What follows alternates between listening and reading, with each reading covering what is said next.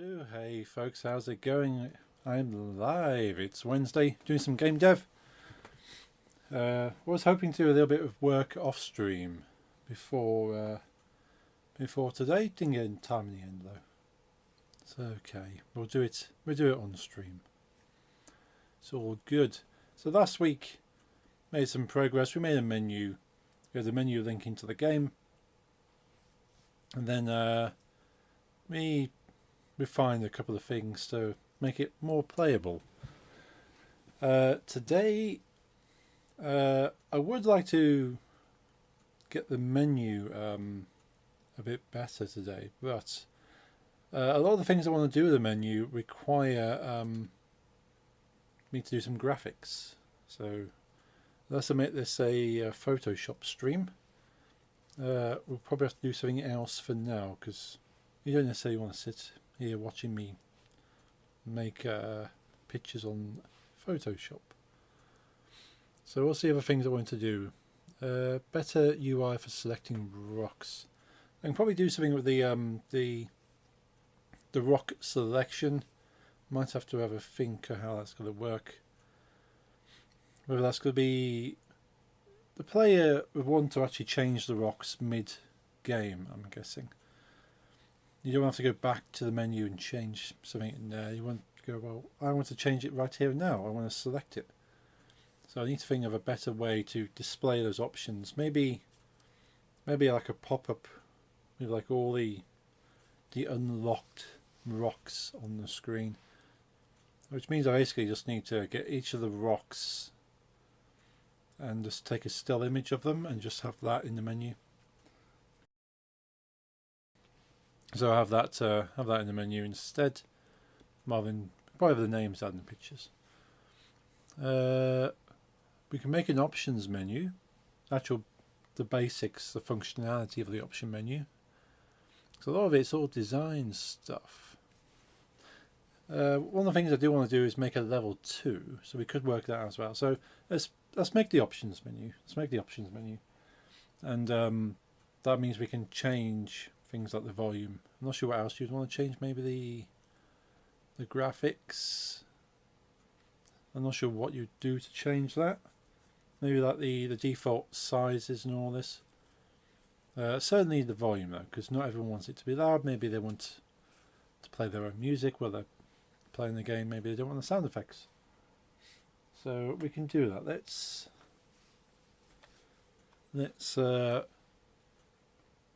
Let's put a sound control in the options, and we know how to do sliders, so we should do that. Switch over to the main screen. Boom, there we are. So that's our options menu here. And of course with Unity, options menu is just a floating thing. So we want to do an empty, I suppose. Let's do an empty and put it in here. So we got should we put an empty into there? So let's create an empty, and this shall be main menu. Main. Let's call it main, and we shall put all of these things that are main into the main. So that's now the main menu. Let's make another empty. Call this options. And that means when we click the options button, we want to hide the main and show the options. So we can actually hide main. It's quite easy to do. Do we want the background to be across both of them? Probably. So let's put the background into this. So the background is going to be there regardless, and then the main menu just disappears. Cool. So in that case then, let's straighten this out a little bit. We want a button that's in the middle, so let's hide the main menu stuff. We want an options menu. So we want a title. So UI, let's go Text Mesh Pro. Let's call this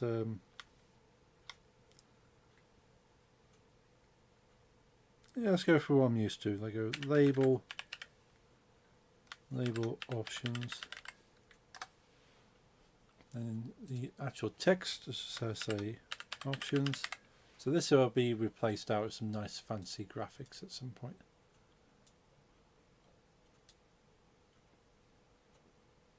And we want that center aligned really. Where's our formatting? Center, that's where it sits on the actual screen.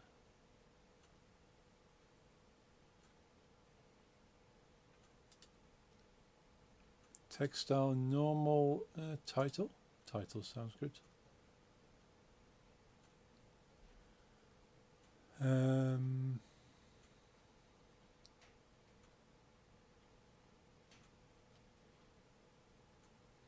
There it is.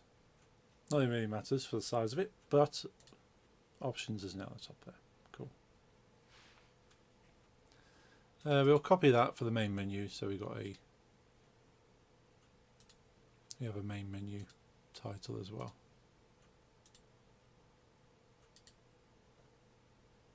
Let's go paste. And rather than options, let's call that main menu.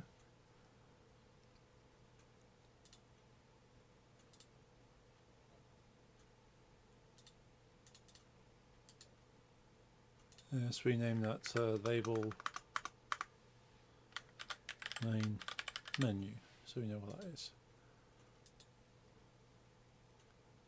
We do want that to be a bit wider, so let's go width.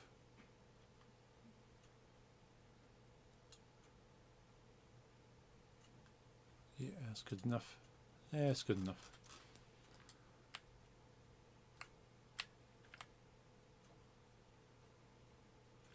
Main menu. So we can hide the main menu again. Boom, there it goes. And now we want some UI for the options. So the only thing I can think of for the options menu is going to be just the sound, adjusting the sound. So what we're going to have to do is probably have a scriptable object that gets passed between the two. It's been interesting. I have to have I do recall looking up how you do all this, but we will have to check that. But for starters, we need to have a slider. A nice slider. So let's call this slider background. Also, background's BGM slider.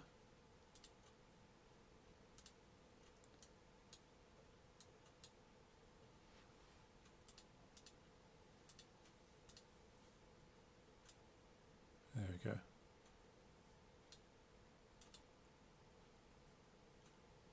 It's the canvas. We don't want to do anything with the canvas. So we got that slider. And well, another slider, so let's duplicate that, rename it slider SFX, sound effects, and let's move that down.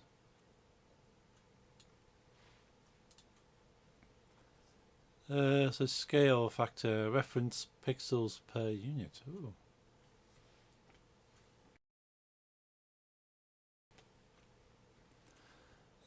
So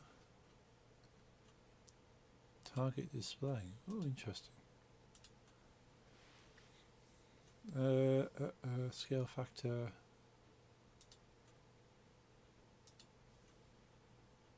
value, that's what we want. So it's between 0 and 1, but we can change that.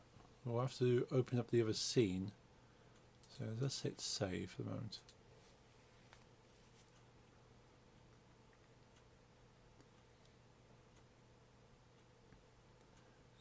Scenes, go to level 1. Let's load that up. And we have BGM. So volume is defaults at 0.07.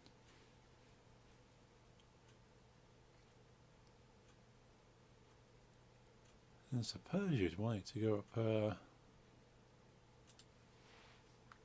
fairly high. So that goes to 1 anyway. So the sliders are good going from 0 to 1. Unless I determine what I want as the maximum, and I can probably set that. But for now that should be fine. Go back to the main menu. Don't save that.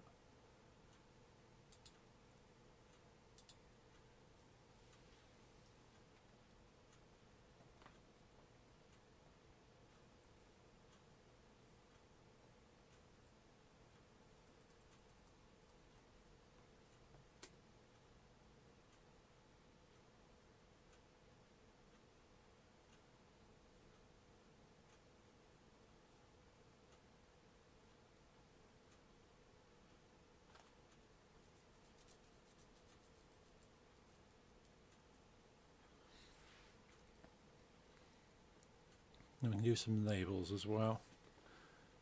So let's get another UI element.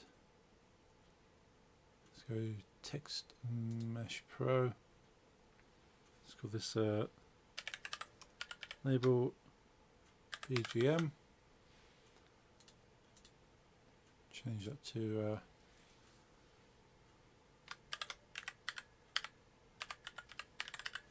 background.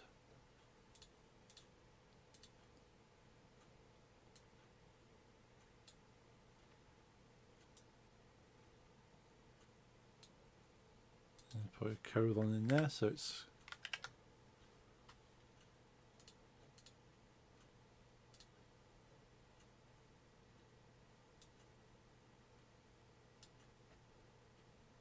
cool. And duplicate and rename to SFX.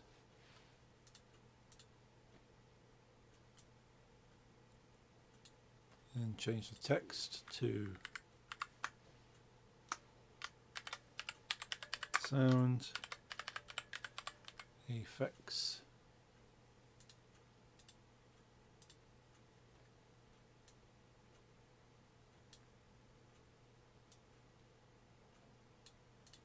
And zoom out a bit, see how that looks.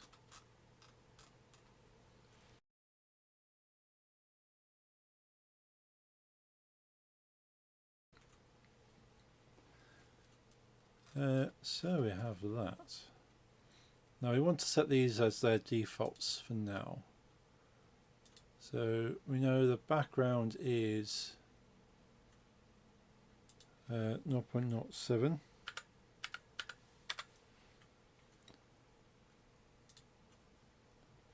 And what's the sound effect? Let's hit save on that.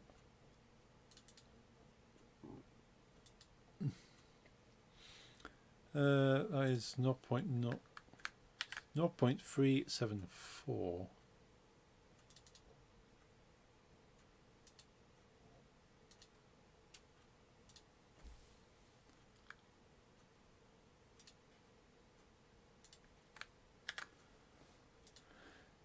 So yeah, that's the actual volumes. So the background will probably want to have that a bit, I don't know, maybe I need to sort of normalize the sound so it's not so awkward, but we can change that. Let's save that again. Now we want to save that into a scriptable object. We go to scripts.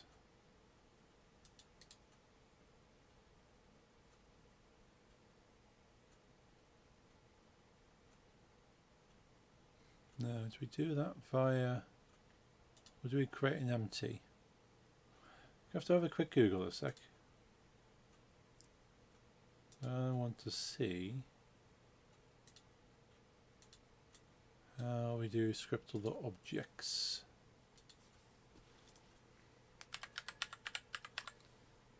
Scriptable objects Unity.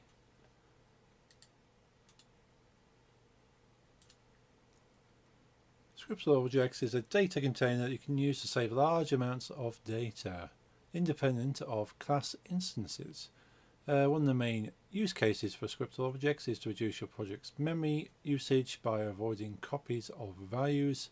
This is useful if your project has a prefab that stores unchanging data in attached monobehavior scripts. Every time you instantiate that prefab, it will get its own copy of that data instead of using this method and storing duplicate data. You can use the scriptable object to store data and then access it by reference from all prefabs. This means that there's one copy of the data in memory, just like monobehaviors. Scriptable objects derived from the base Unity. Okay.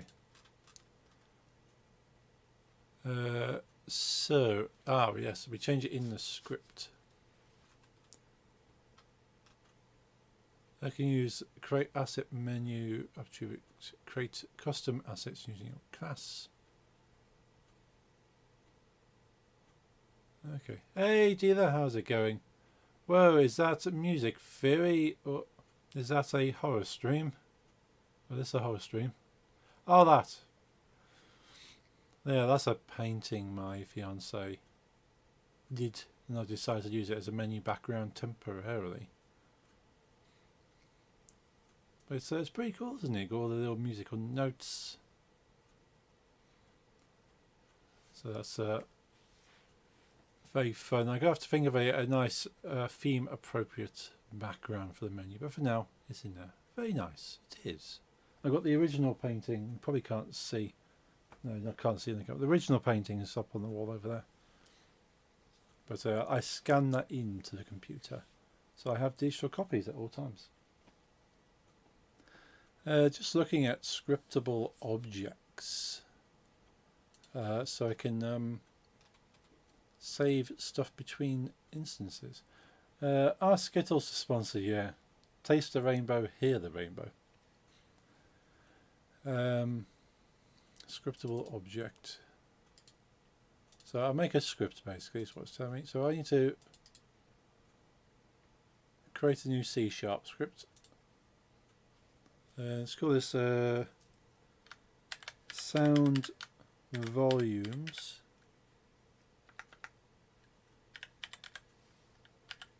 The sound volume. Let's give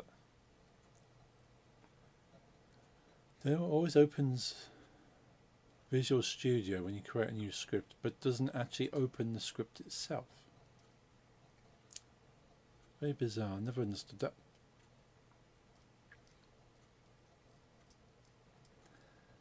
Let's get it to change. Okay, it's happy. Right, let's open that script.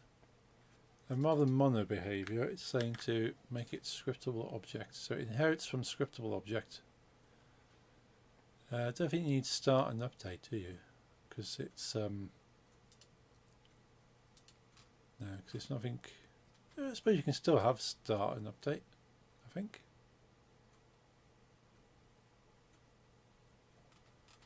Maybe not. No, probably not. Not particularly neat because it's not something that exists otherwise.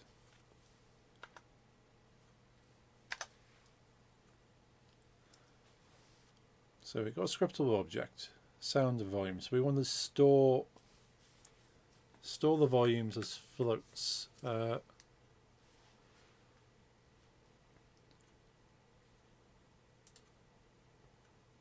it's going to be, let's check something else, just to remind me. public. Yeah, just make a public thing. So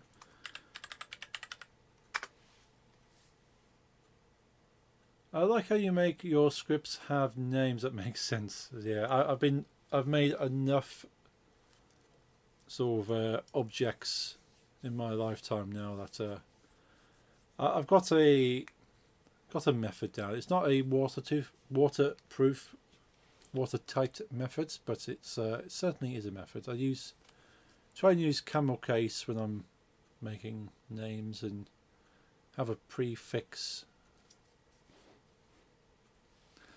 Mine are usually like keyboard slams with a vague idea, wasn't it? Yeah, that gets you so far. I'm used to having to share code and functions with my boss. So I have to write something that I know he can read. If it's just my project, it wouldn't matter, but I've got to into the habit of making sure he can read it. And I'm more code literate than he is at this stage. I think at one stage he was quite code literate, but I'm the only one that tends to write at this kind of level now. So I have to make it as easy as possible for someone who has no idea what they're looking at. So it's good practice to keep up. It means that if I kind of come back to this at some stage, because as I do, I write code, and maybe like 2 or 3 months later, without looking at it, and it looks alien to me, like I didn't write this code. I don't know what this code's supposed to do. I don't understand, but I know I wrote it, but I can't remember. So I kind of have to write it in such a way that I can then look at it later without understanding it, so I can understand. Does that make sense? Yeah, I need to write it for future me, because I'm gonna forget otherwise. So it needs to be understandable for future me, because I would like to think I know what things are doing and what they're for, but there's been a lot of occasions where I've looked at it and go, well, I do not know what I was trying to do there. And maybe for the better, I've looked at stuff and got, that is complete spaghetti rubbish. So I can't believe I wrote it, and then I'll scrap it and write something 10 times better. So it's usually got a benefit. Every time I go back to an old project, I just rewrite every time, adding new runes and salvaging what works. Yeah, as I say, you get better over time, and you look back at your work and go, well, that is absolute garbage. I can write that in like 1/4 of the lines. Code of Theseus. Yeah, just keeps changing over and over, and it ends up being a completely new script eventually.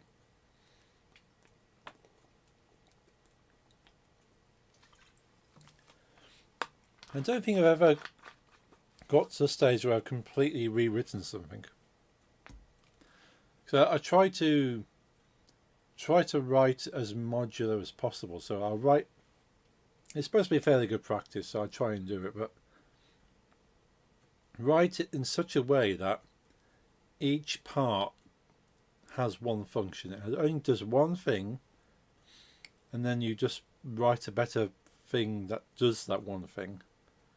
So you don't end up having to rewrite a lot of things. You go, well, this just does this, this just does this, this does one thing, but it calls this and calls that, and then you just kind of move it around like blocks and go, well, that's a rubbish block, remake it.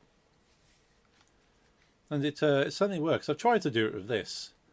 A lot of this code here could be a lot better, I'm guessing, really. But I kind of make it up as it goes along. Like this whole kind of animation based on booleans. Like if a set of booleans in a certain position, then do certain animations. This could be a far better way of doing it. But that's the way I've written it for now, and I reckon I could probably reduce that down. Like this. Most of this is now redundant, but then it's fairly simple anyway. So that's just one line of code, and that's just, there's only split this out because it's easy to read, but that could even just be in there. It's mainly splitting. Oh yes, I split this out so I can grab the same value without having to duplicate it again. So this makes it more efficient by splitting the y out. So a lot of this isn't too bad actually. It's not that bad at all. Like this, for instance, this is just a function that calls another function, and they all call the same function with a different parameter because they're all doing the same thing, but just with one little tweak. So there's no point in writing 8 different functions that do the same thing but with a slightly different outcome. Just have the same function, and then whatever parameter you put in changes it. So I think I've already got that quite efficient, to be honest. So most of this is probably the best it can be, at least for now. So I've written a lot more monobehavior stuff. And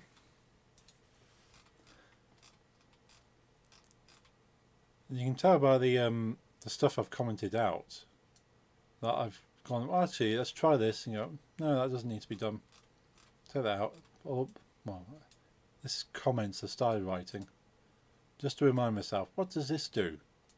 And I know what it does now, but I should really go back through the whole lot and go, oh, you must drag new material here in the inspector window. Like I know that now, but at the time I didn't, so I remind myself. C and its children scare me. Yeah. There's some interesting versions out there. Like I wanted to learn C, and then I wanted to learn C++.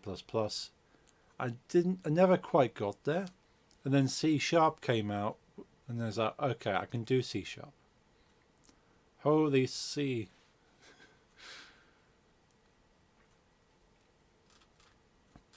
Yeah, because I know .NET, and .NET allowed me to learn C#, .NET, and because I learned C#, .NET, and then end up learning C# a lot easier.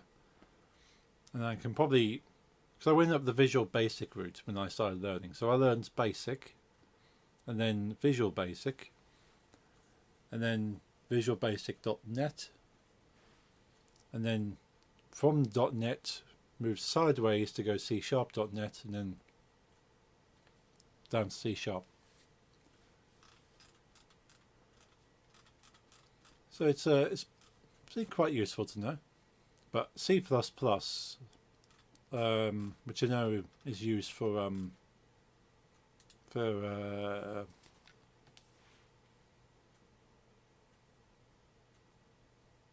Unreal.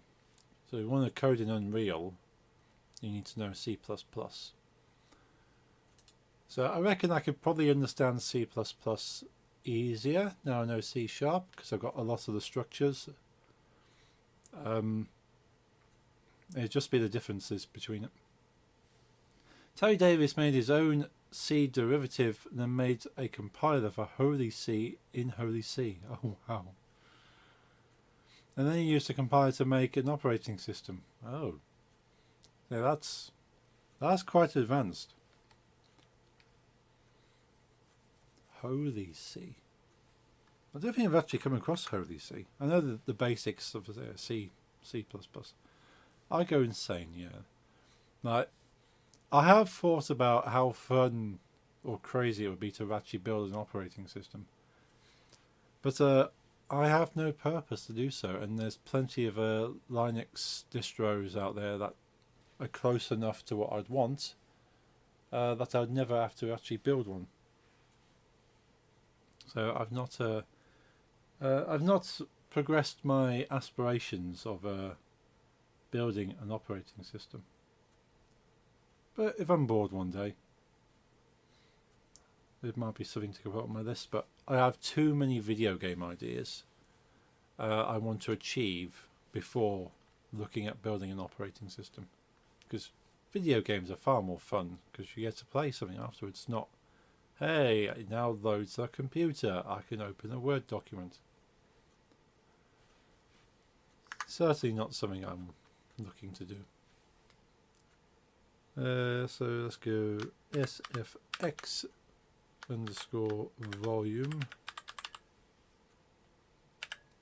and public float bgm underscore volume. Just make it readable. You have 2 of those there. Save that.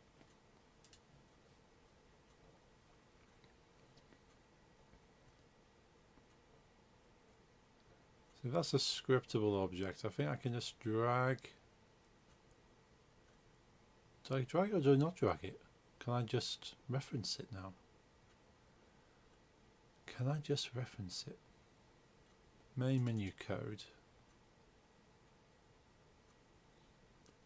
Open options. So options, I want to change this screen.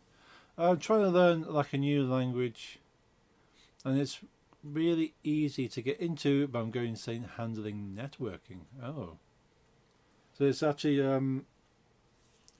connecting to other servers and stuff like that, and sending data back and forth.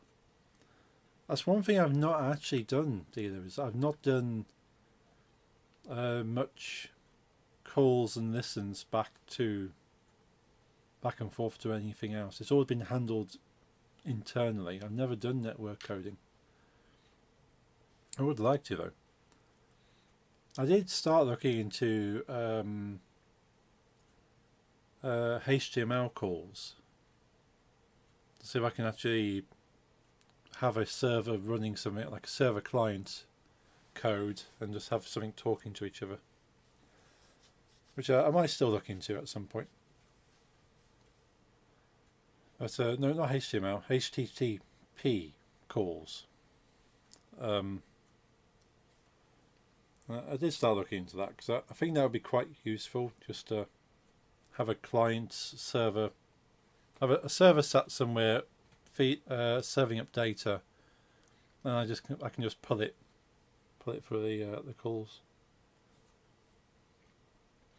So I do have some Raspberry Pis that I wouldn't mind doing that. If I run a server application on my desktop and have the Raspberry Pi do a call to it, or vice versa, run a web server on the Raspberry Pi and have a desktop application call to it. Especially if you're using the GPIO and getting it to do some like electronic automation stuff. But it'd be useful to do such things. Especially if you can tie Unity into it. That'd be fun, wouldn't it? Have a visual representation of something external. Also, server CPUs are like obscenely cheap secondhand. So if it ever really needs a server, it's not that expensive to get into. True. Yeah, you can pick up some pretty old servers. Like some of the servers that work, I don't think have any value to them now because they're that old. The previous servers we've sent off to be scrapped, that have that little value to them. I suppose we could sell them, but they're big chunky boys that make a lot of heat. Certainly not something you'd want on a low scale level. Plus, I know you can run servers on basic desktops. It's not ideal, but if there's not many connections coming in and out, you can run a server off a desktop.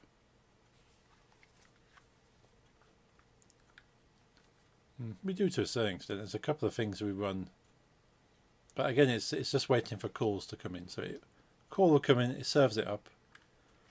It's not really sending a lot of data back and forth.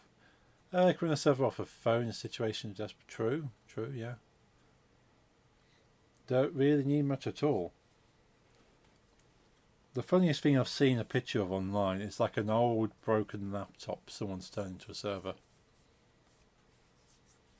Because again, it's entirely possible.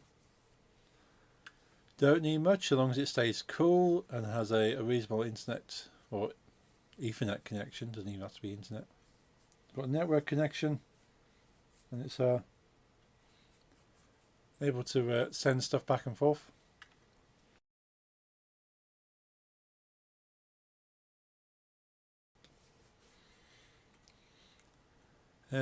Options. So yeah, once we have to open the options menu, that'd be something to do first. So that's attached to the main menu. I suppose we want the menu option menu. I suppose we can attach it into it. It's fine. What was it? What do we want to do? It says object, I suppose. Yeah. So let's go.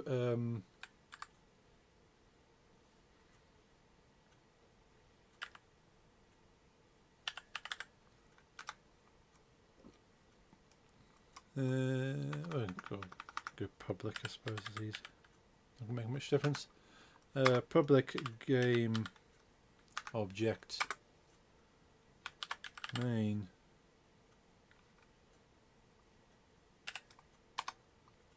public game object opt. So save that.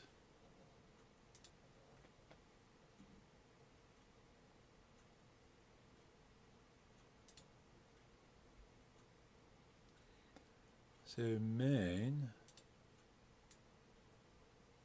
into there, options into there. And that means when you get to there, it's going to be main dot set active false opt dot set active is true. Awesome.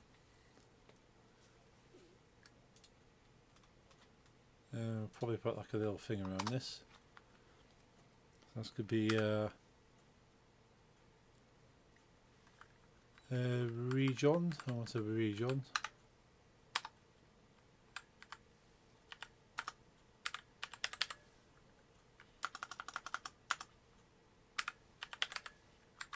End region.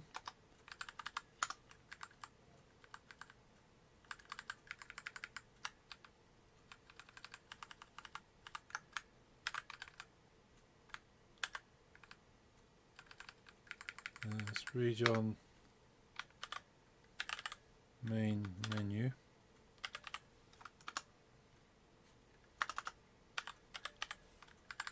Cool. My brother used to run a Minecraft server on a THC. It heated up like 80 degrees C after a few hours. Wonder how it only battery got fried. That's impressive. That's very impressive. But yeah, I know the HTCs were very good at dispersing heat because they had the aluminium casing to them.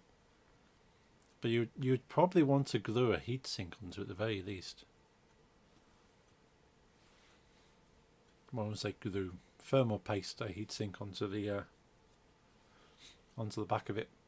But that's impressive though. Impressive. And yeah, trying to run something on a battery is definitely going to fry something. But I know that the HTCs were very good at dispersing the heat through the cases, so that's probably why it lasted so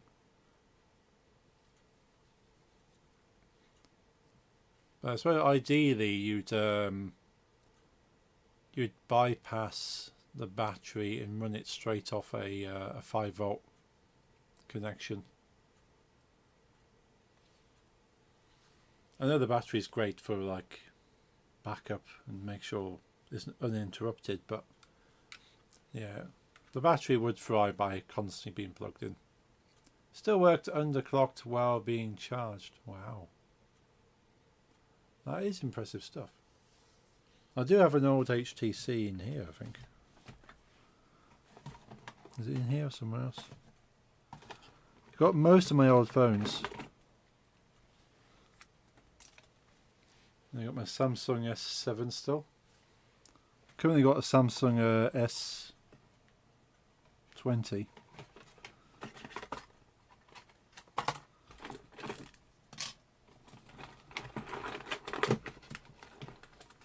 I swear I had a HTC in here somewhere.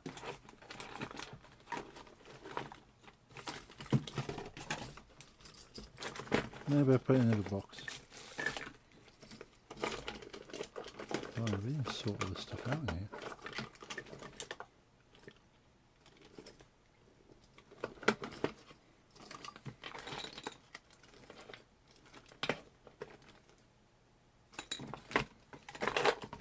This is mostly pins. I have a lot of pins.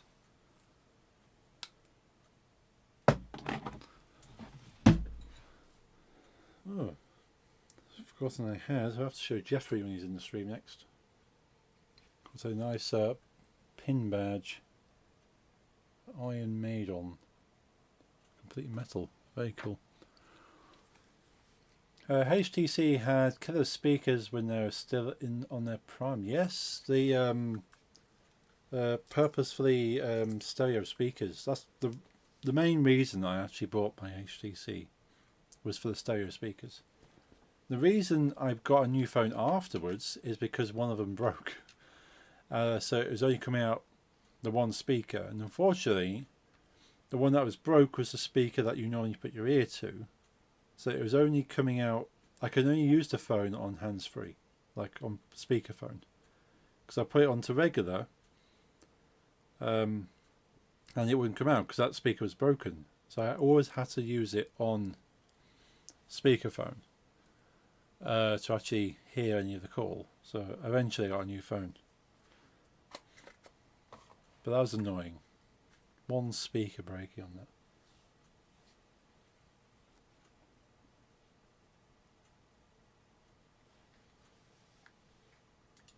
Let's make a new region here. So hash region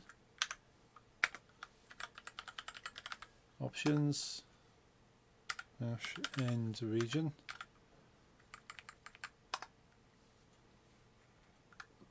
And then go public void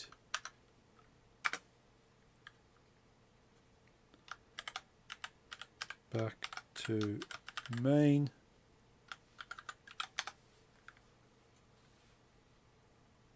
My distortion pedal arrived today and I have no idea what to turn the dials to. Ooh. I suppose that's half the fun, isn't it? Plug your guitar into it and just keep turning till you hear a sound you like.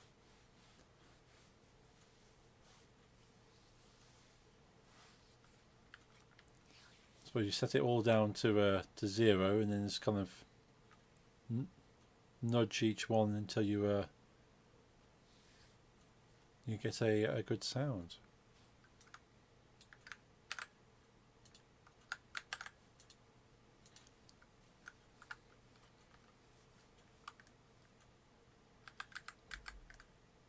It's one thing I would have loved to have got into, is actually playing electric guitar because of all the pedals. The pedals just have seemed cool. Got a friend who reviews guitar pedals. I think he still does. He had like a huge, basically a library of guitar pedals at one stage. Like he had a display, like cabinet of guitar pedals that he just would buy and then do a review, and I'm assuming he bought them. Some of them might have been sent to him.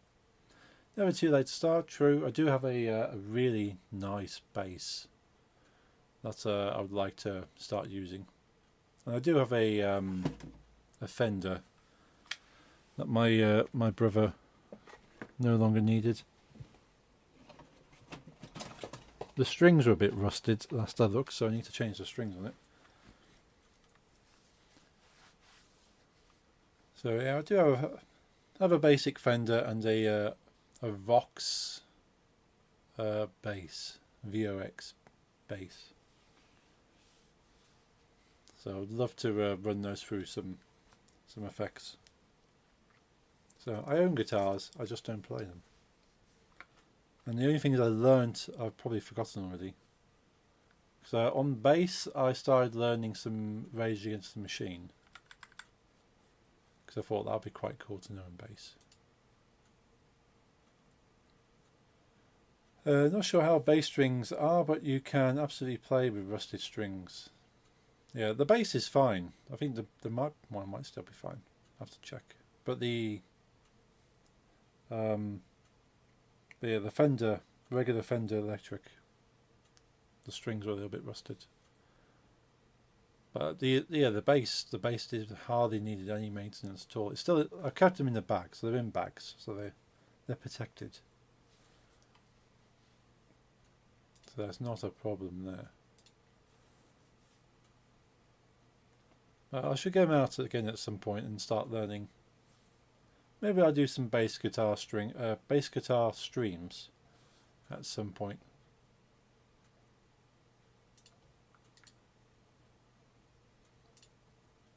Because yeah, I enjoy bass.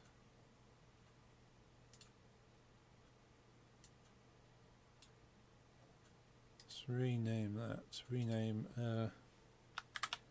back. And change the text to back.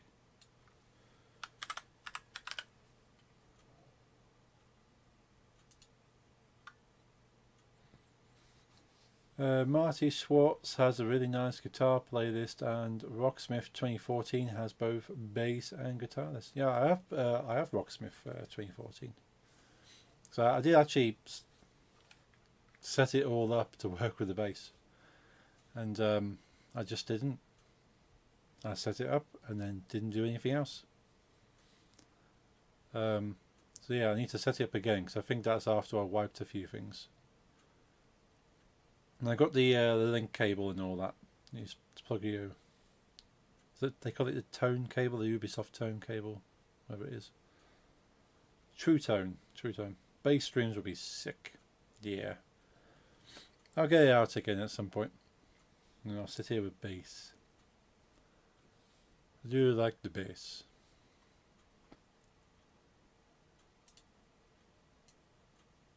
Put that big back button. And we want, rather than quit game,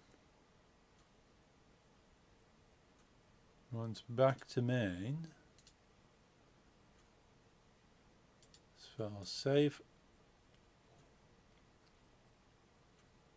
And run that just to check it all works. Might help if I change this. Cable is treated like a mic too, so you can separate the audio. Yes, that's a good point. Very good point. Should certainly make it easy to work with on OBS. And I can mute my mic on OBS. I've got it all set up on my Stream Deck just to hit mute on the mic, so if there's any kind of cross sound I can mute my mic while I'm playing and then unmute to talk. So that's fine to go. And probably put a mute button for the guitar as well. Hey, look at that. We can go into options, go change the sound, go back. Cool, that works. So we just need to tie these sliders into the scriptable object. And then hopefully we can then apply the values in the scriptable object actually to the sound in the game. Possibly we want to be able to change the audio mid-game and go, actually, that's too loud. Can I turn it down a bit? So you want it to kind of pop up, go, sound options.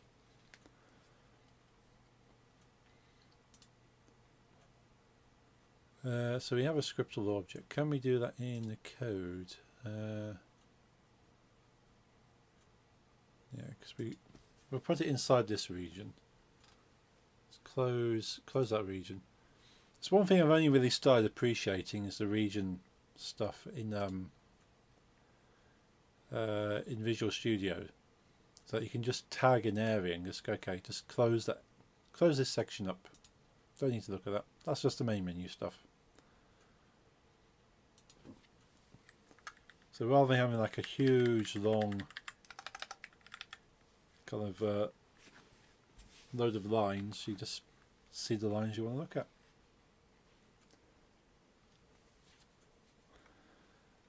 So it's going to be on, I suppose when you click back you want it to save it really, don't you?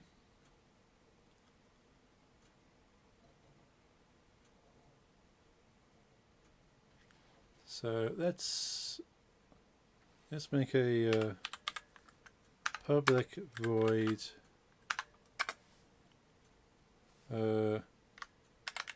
save audio levels.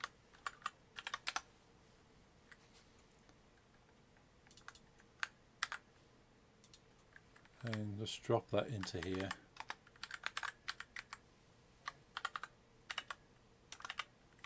Okay, so it runs this function first. So again, I could put this code inside this function, but having it separate means I know everything inside these brackets is just about saving the audio level, nothing else. Whereas everything inside these brackets is to do with switching back to the main menu, which includes saving the audio level.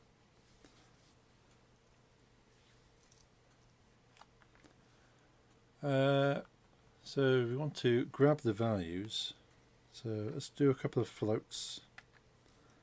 So float sfx and float bgm. Now can we grab that? So sfx equals oh, we need to be able to reference it now, don't I?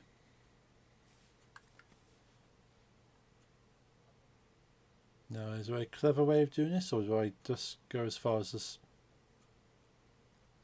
dropping the objects in there?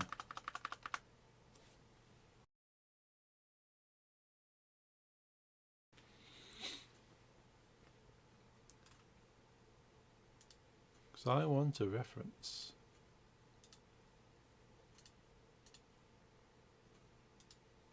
I want to reference this. Slider BGM.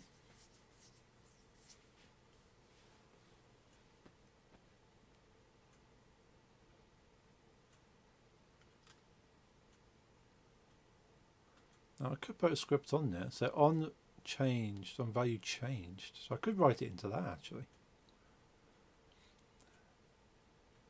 Yellow 3K lines of code, then spend a month and a half debugging. Yeah. Yeah, I've been there at one stage. Yeah, I reckon we want to just put a little script in there. So, okay. Let's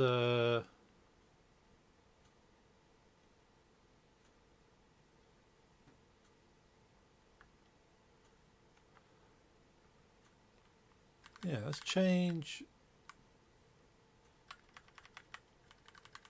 because we still won't be able to save the values, do we?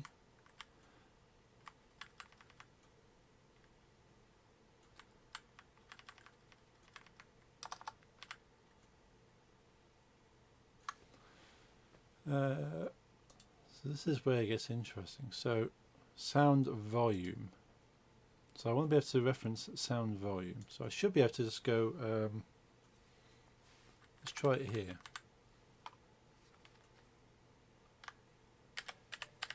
Sound volume, call SV.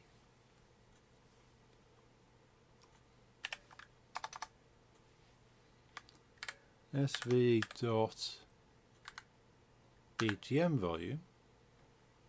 equals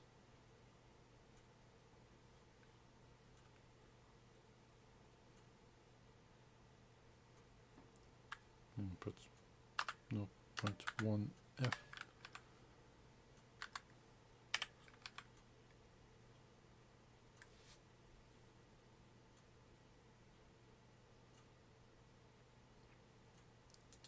Doesn't have to be new. Don't think I've set it as new.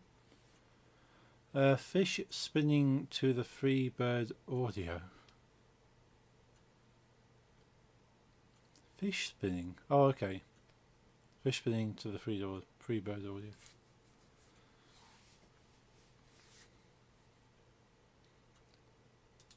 That would be quite a sight to see.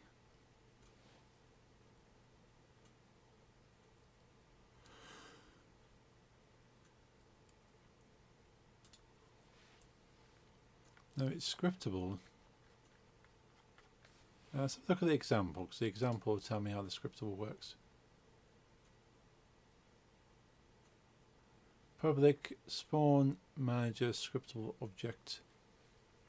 Spawn manager scriptable object. Class spawn manager scriptable object.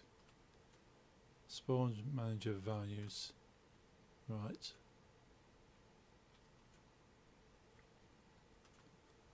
Just having a quick look on the Unity documentation as to how we do this.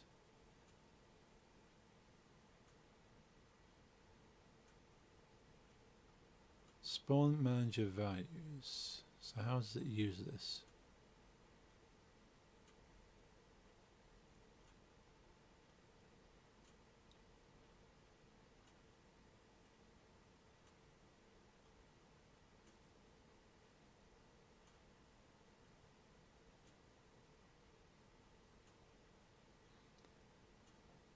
So I can just call that.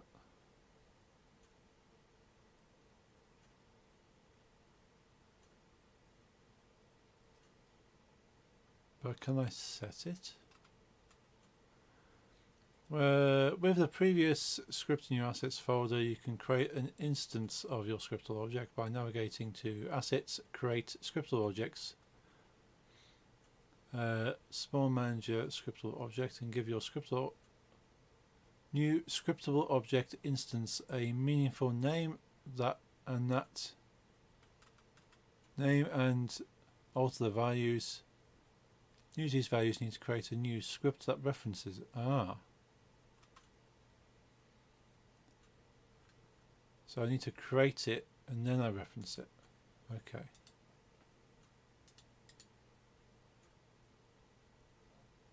So create object.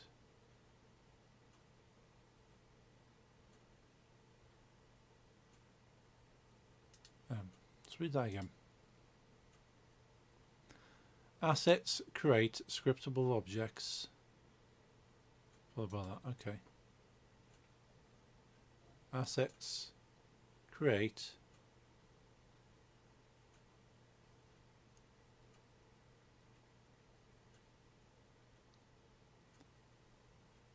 so many things on the list. Shader testing, variables assembly.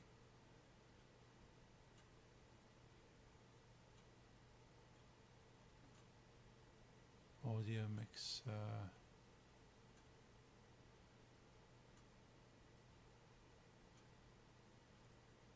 Seeing it. If I wasn't put on for that free at like 6, I would probably not know English. Oh, okay. I love how most people learn English from media they consume. Yeah, I suppose. Obviously, growing up in a country that so English is the main language, I've not kind of had to experience that. But I know so many people where English isn't their first language, and they've just picked it up from media. Like, I have a Bulgarian friend who picked up English from American TV. So he speaks like an American would, even though he's never been to America. And he's only moved to England, but he speaks with the American kind of take of English as opposed to British. because he just watched a lot of American TV. And yeah, so you get your introduction to the language. I mean, sort of the native speakers did too, because all the media's in English. Sure, yeah. Oh yeah, you certainly see it in younger people, especially younger people that are watching a lot of YouTube now, like early teenagers or even preteens that have access to YouTube, start getting their dialogue from YouTubers. The YouTube accents, yeah.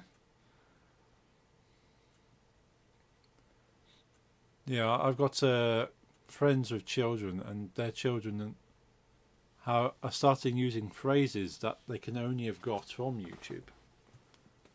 Because they're not the kind of things you hear in the playground. They're not passed from child to child. They come from media. Yeah, so certain YouTubers that they end up watching, they pick up the lingo from them. So you really have to be careful which YouTubers and what YouTube videos your children are watching, because it will influence their language. It's no longer the parents, because typically a child will look to their parents to learn the language from, and to a certain extent their peers, but most of their language comes from their parents until a certain age. But as children have more access to media these days, they say at the age of 6 you're playing Fallout 3, then yeah, you'll get the prime time for you to be picking up language and understanding it. You're consuming it from media. So yeah, it's something to keep in mind. You don't tend to think about. You worry about children consuming media because of its content, like if it's not suitable content, but not necessarily the language. If I have a child, I'm putting it on Zavleg as soon as it has his. Not too familiar. What's Zavleg? Is that a game?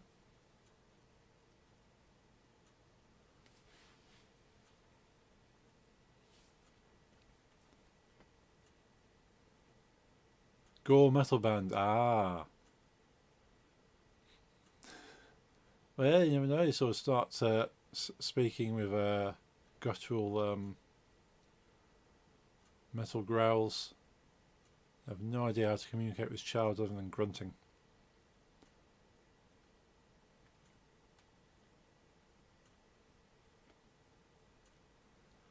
What am I missing here?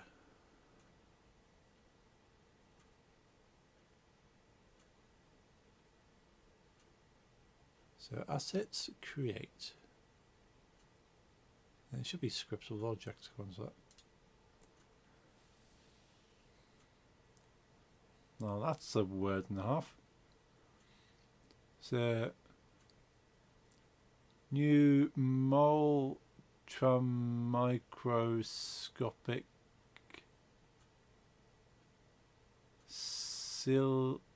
silicoval lacanosis. It's a song name. Nice.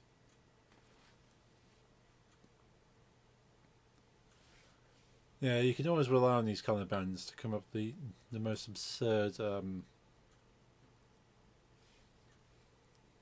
names. I've got a few band mates, not mates in bands. I don't have a band. A few mates in bands that sort of like to come up with very kind of bizarre names.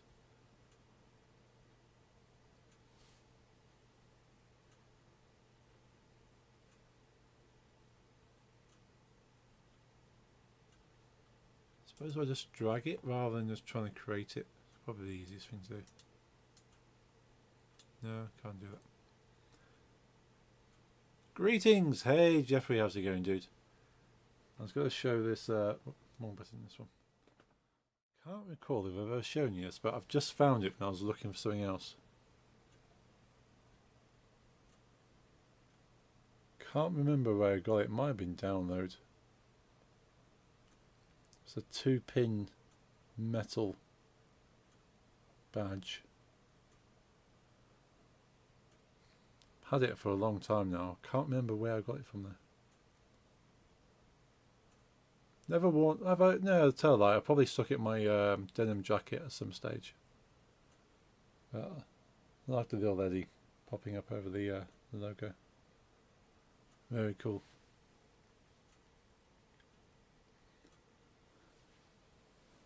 So I shall have to pin it to something at some stage. I think I was more concerned of it falling off than losing it. Definitely did not want to lose that.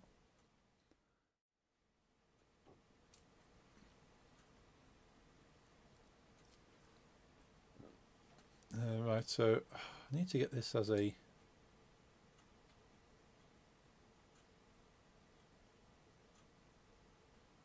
How do I get it as a scriptable object?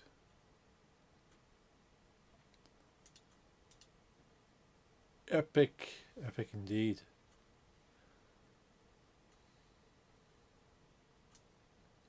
Yeah, I've had that for a while. I just found it when I was looking through stuff.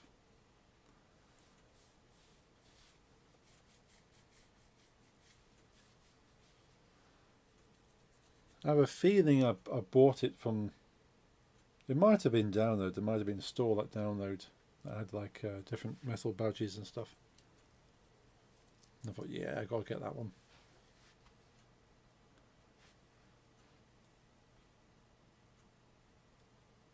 So I want to use that. It says monoscript, but it's not, is it?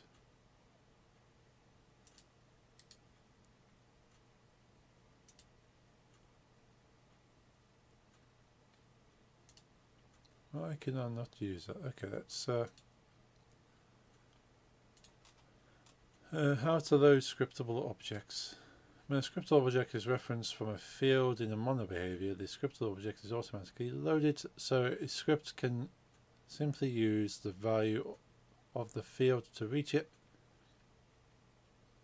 C# fields of a scriptable object are serialized exactly like fields on mono behavior. Refer to script serialization for details.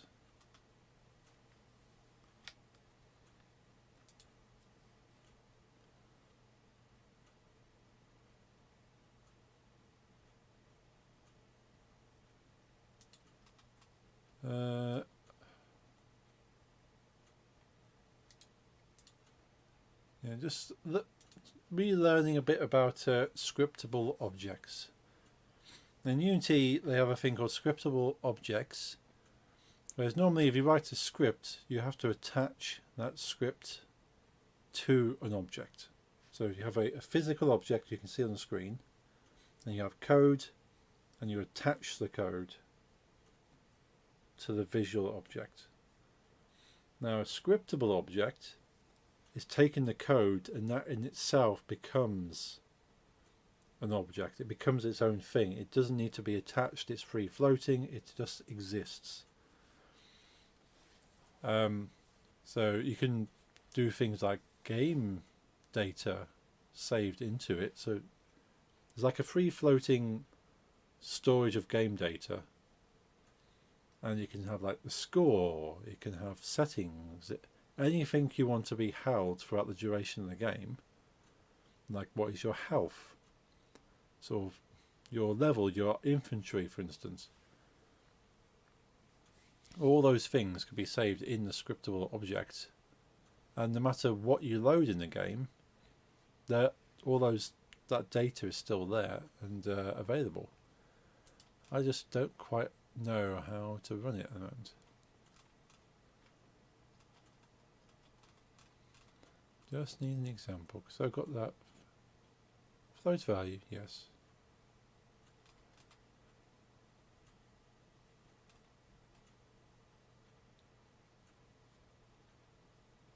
Yeah, an example I'm looking at here is like player health, and the health goes into the music system, so you've got low health, place it for music, the UI to display the health, and then the enemy then knows what your health is. Cool, but how do we use it?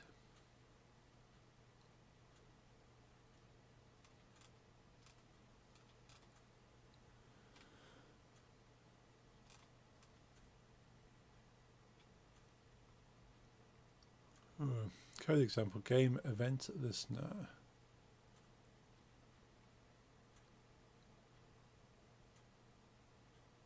Private void on enable. So register listener this. On disable, register listener this. Invoke response on raise. I don't understand events. That's one thing I do need to try and learn generally in coding is like events. Because you don't actually have two pieces of code connected then.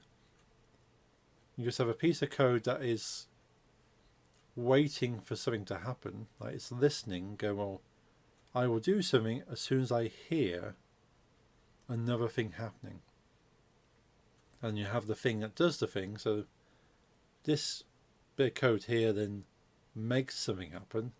This code goes, the thing has happened, I will now do my thing. But the two aren't connected. So that would be very useful to learn because I don't have to directly reference it. I don't have to say this code needs to wait for that code. It just does its thing by itself. So I really do need to learn events.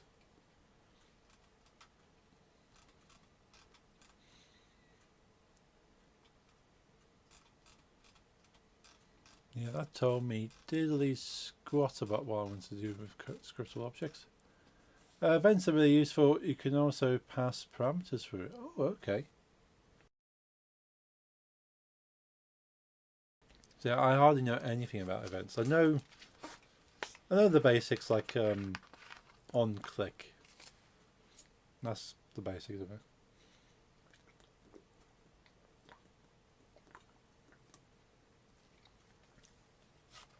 The usual UI stuff like on click, on close, on open.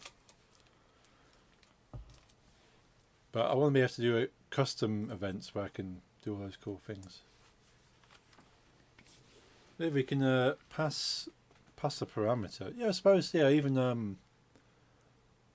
on some events that or built-in events, they pass values, don't they? Like one thing I use for my stuff at work is I have like some data on the screen, like rows and columns, and I have it so when you click on the data, it automatically passes the parameter of where you have clicked. So I can then read those parameters and go, well, I know where the person clicked. I can then do a thing based on that. So I use those kind of events. I just don't know how to set up my own events right now.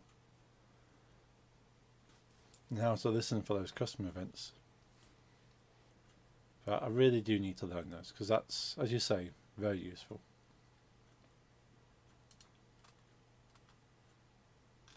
Now, considering that's an official Unity, that's more of a blog, I suppose. I would try and share my my browser on the stream, but I would have to strip out any of my potentially personal stuff from the browser experience. It's just not worth it.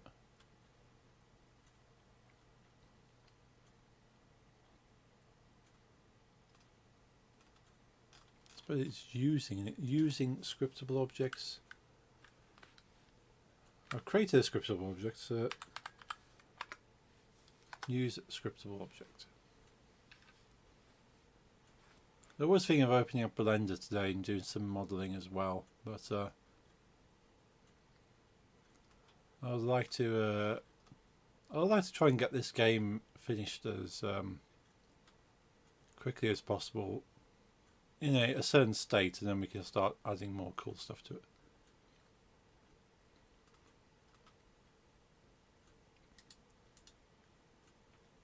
I just want to, I could open up a YouTube video that goes through the whole spiel, but I just want to get to the stage I am now.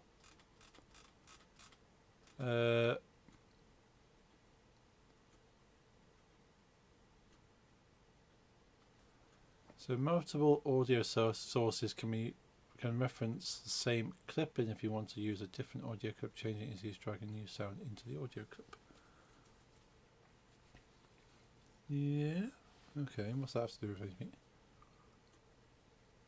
I was explaining what I've already used as a scriptable object.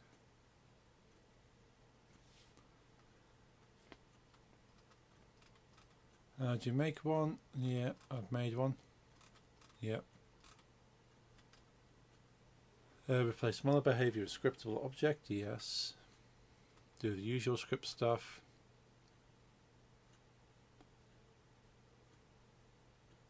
How do you use it? Yep.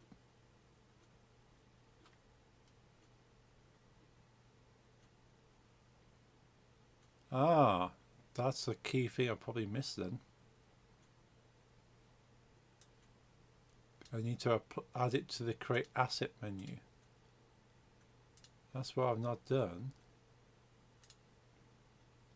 So that goes in there.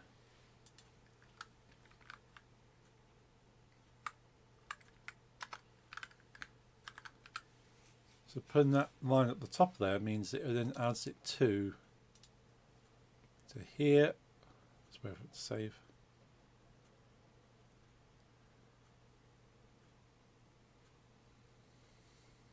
Again, it hasn't popped up on the stream, but I got a box that comes up on the screen going, compiling C# assets.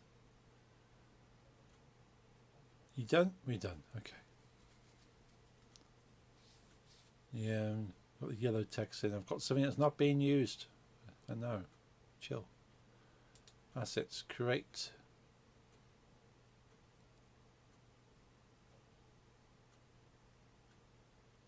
Is it even here yet?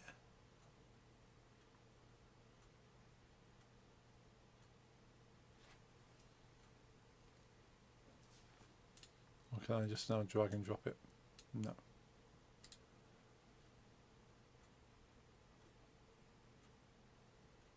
Well, that's disappointing. I thought I found it. Okay.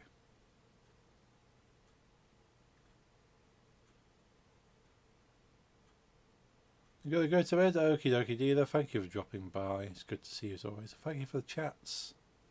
It's always awesome. But I hope you have a good rest. I'll be back on Friday doing some more of this anyway. So yeah, enjoy your week, and I shall see you then, hopefully.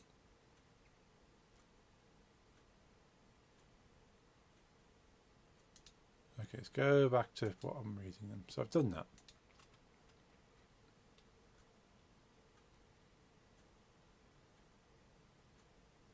I've got the last 3 hours tomorrow with the same asshole teacher and don't want to go through that tide. No. No, you need as much energy as possible to deal with that. Be right back, okie dokie.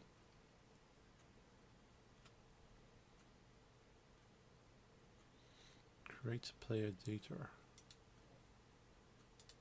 Hi folks, thanks for streaming. Thank you, Dilo. Have a good rest and hopefully you can get through tomorrow fairly easily.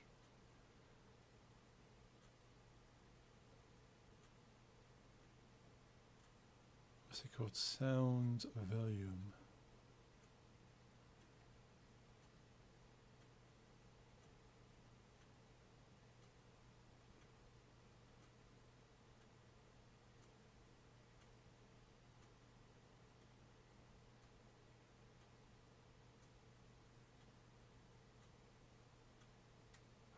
It's not there.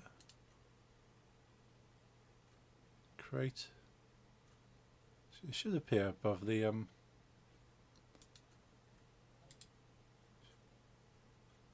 should appear above folder, which you can't see on the stream. Let's see what else have I missed.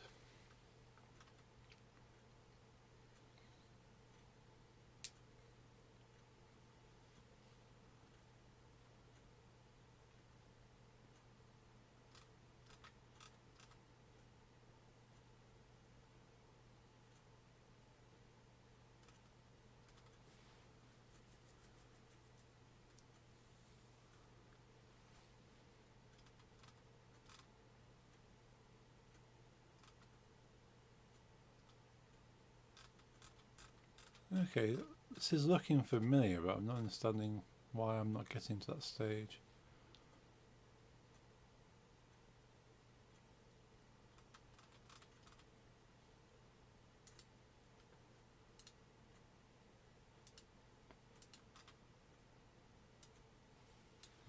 Let's delete all that. Let's keep it quiet.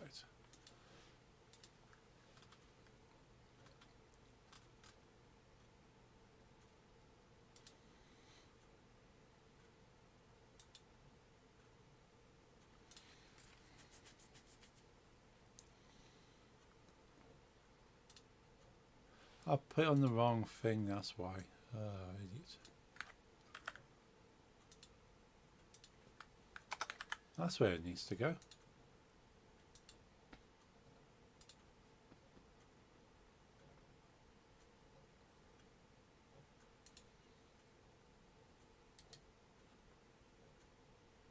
There it is, sound volume.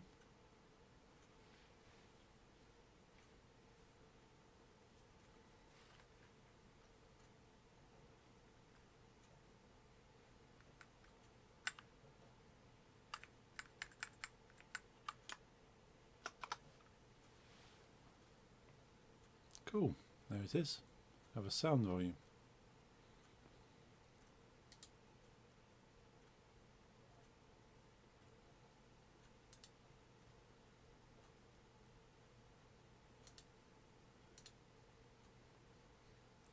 So I should now be able to reference that.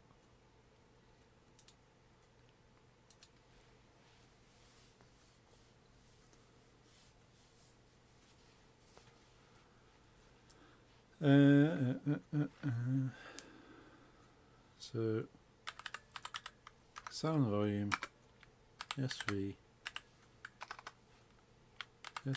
dot AGM equals 0.1 F.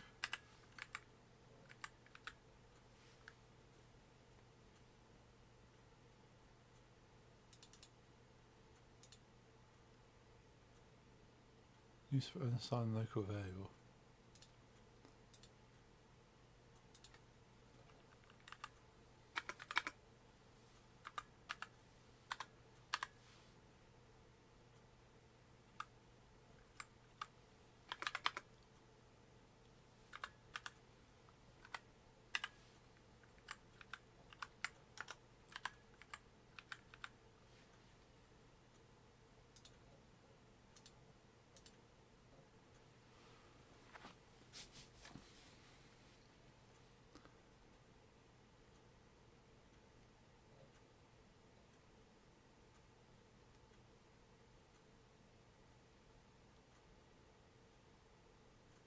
Use of unassigned local variable.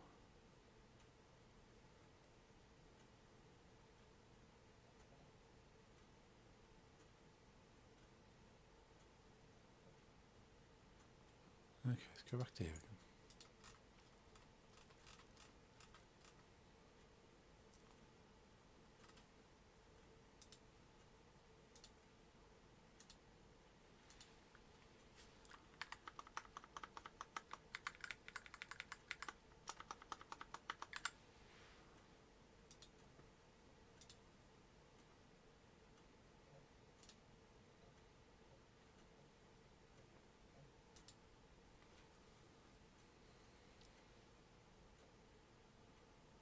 Hey Nix, I was just thinking about you. Thanks for the hearts.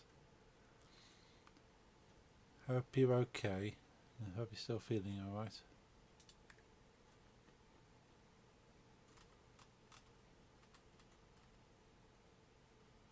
Wrong, not that one, this one.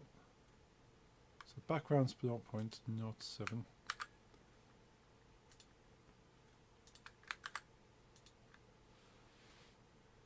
And slider is the sound effects, should I say. Damn it. Back to that one.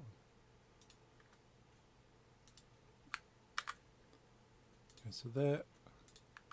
Cool. That's the default volumes then for now.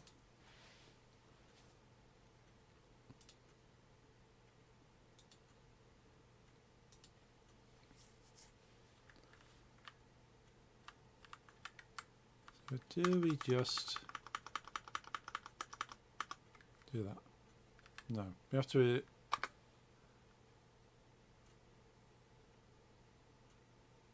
An object reference is required for the non-static field method of property.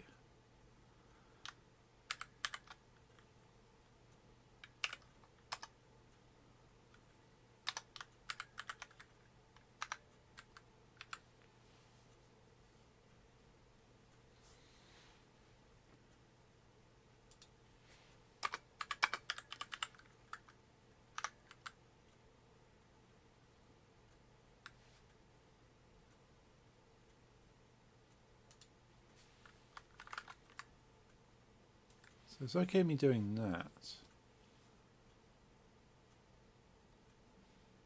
But then I don't want to do new each time because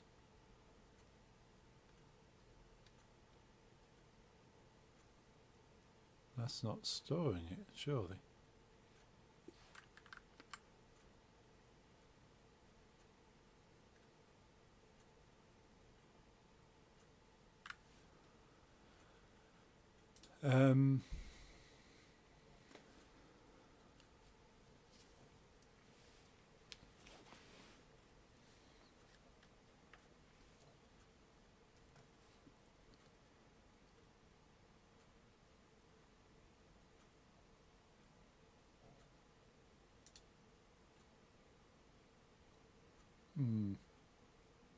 Okay.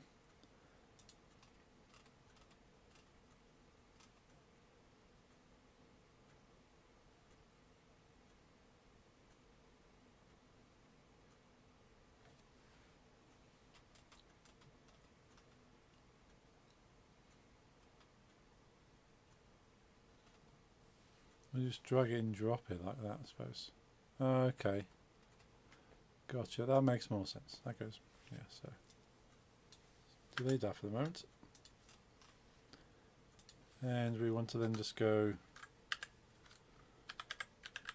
public sound volume SV, and then we go sv.bgm volume. Right, okay.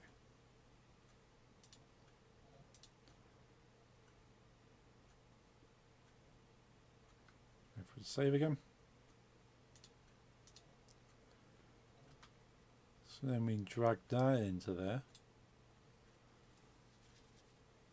And that object stays down here, and I can just drag it into anything I want to use that. So I can do that with the score as well. So rather than having multiple things with different values, we just have one thing that holds all the values and we just write to it. Now, the one question I do have is how we can write to something.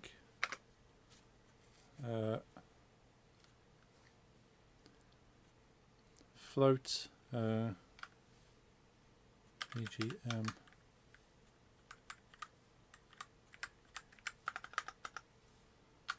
BGM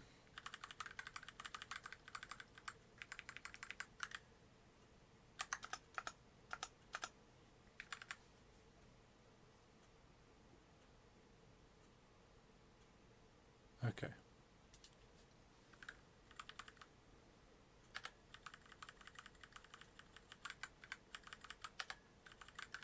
Let's do that.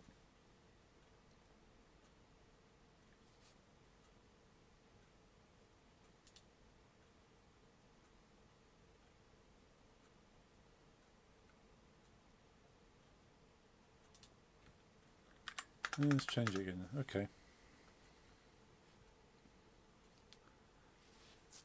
Let's go vol.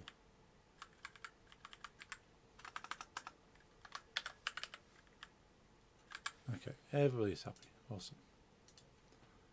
Save that.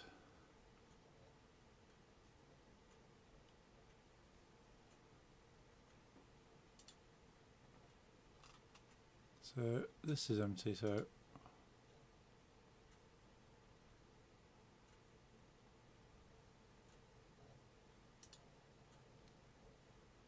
select object.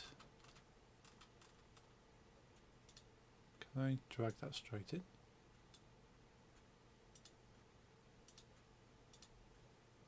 So I might be able to write it straight into it if I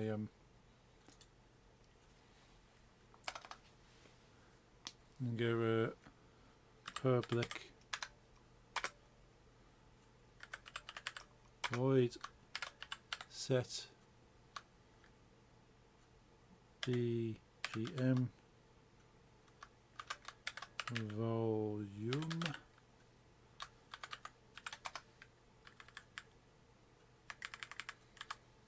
and go float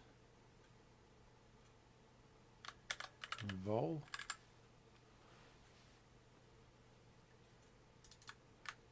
and let's put that in there.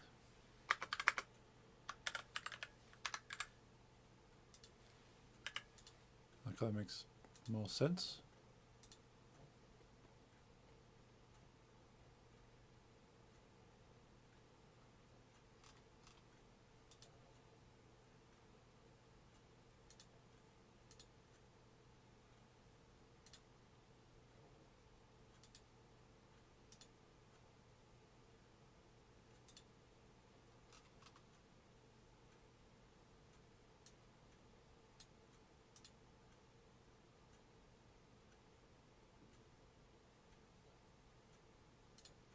Ah, okay.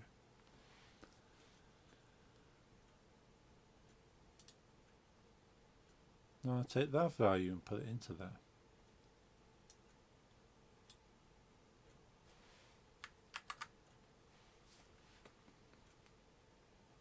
Now I wonder how we do that. So let's do another function here. So public void set sfx underscore volume. What's going on here?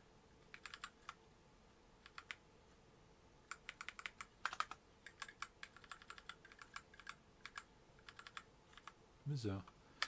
Float volume.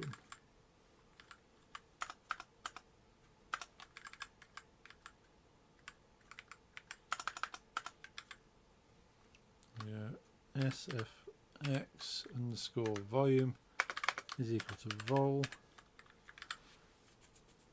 So that allows me to set it now. So that means I can go to main menu. I don't actually need this set audio level.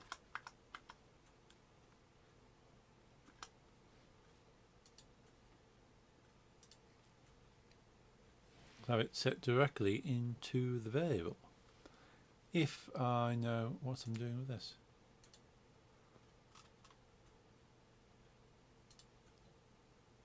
Drag the sound volume into there. Sound volume, set SFX volume. Okay. So it's sliders. Let's do a little Google.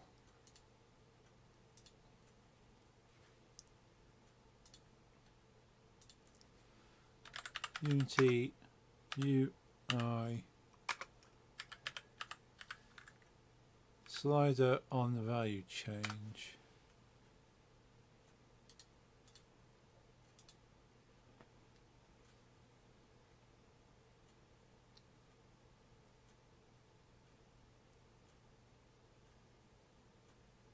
Your main slider dot value.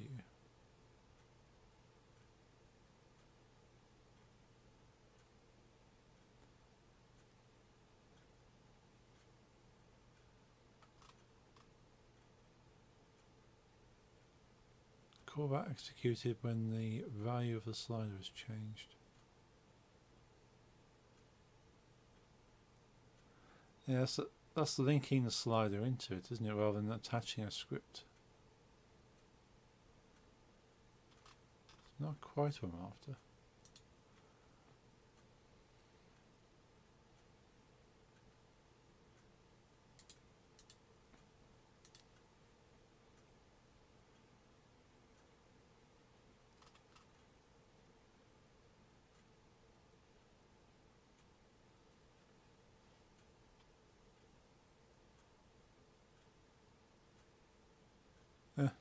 Looks like someone's doing exactly what I want to do. What are they suggesting?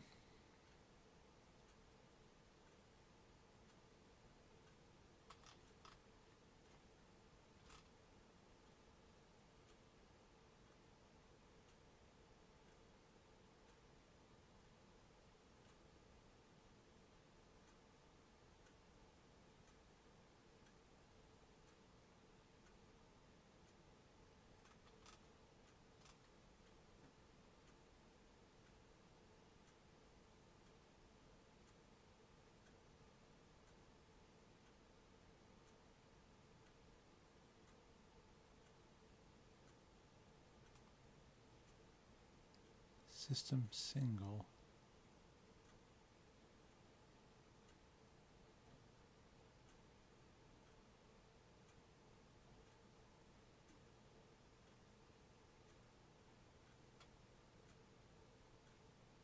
Oh, okay. System single. Let's try that. I'm back. Welcome back. Let's go to here. So rather than a float, should be a system single apparently.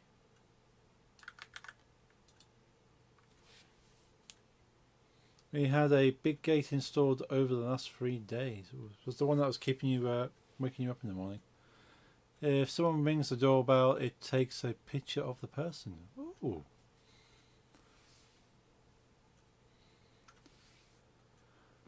Nice.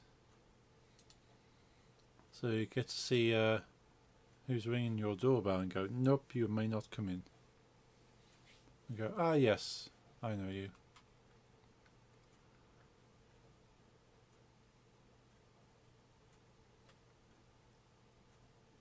Hi, Salamotes. Hey, Lisa. How's it going? And intercom. Oh, yes, you can speak to them. And go, who are you? I'm the pizza guy. Okay, come in.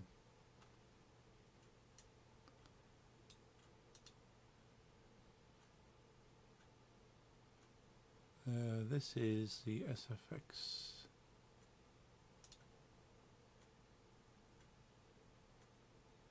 Doing alright, a bit stressed for school. Oh dear.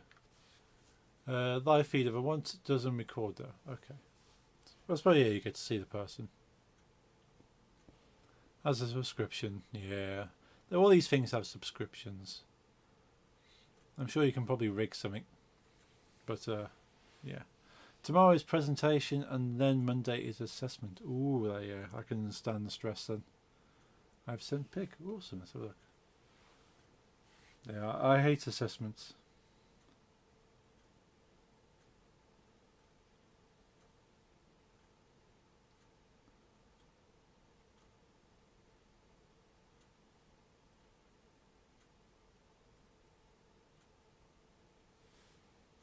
Oh, that's a nice gate.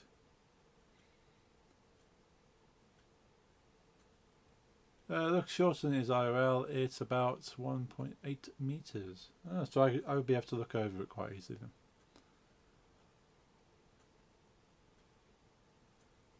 Doing schoolwork for the last couple of days from 9 till 11. Oh, Lisa. Yeah, I can understand why you'd be tired, yeah. You yes, me not. But you can see through it, yeah. I like it. That's a very nice looking gate. I can see by the big car outside. That's yeah, it is of an ample size. You can see there's a little bit of finishing work up near the 2 posts. I'm guessing. I see they kind of pulled the bricks up and they just need to finish around there. But it's a very nice gate though.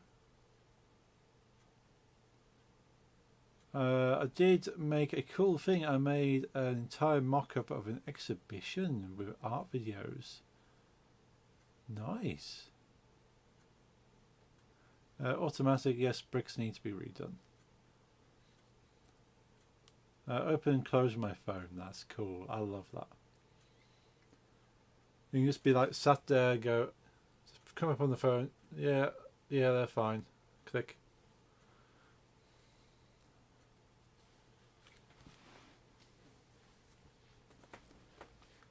That's the ultimate. I shall probably never have a house that has a big enough drive space for a gate, but I'd love to have a gate of us. There is 3 artworks of Jeffrey, 1 of mine, 1 poster, and 1 more of a mood board. So in between art and mood boards. Okay. Cool stuff. I'm sure you got this, but yes, that's a lot of work, and you've been working very hard. So I have my fingers crossed that it pays off for you.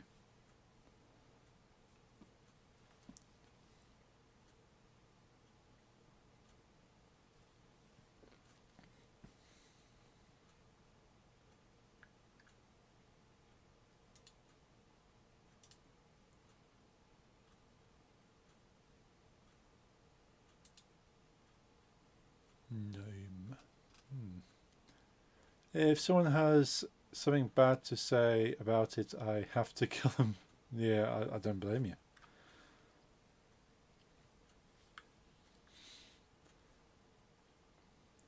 You shall murder them slowly and without trace.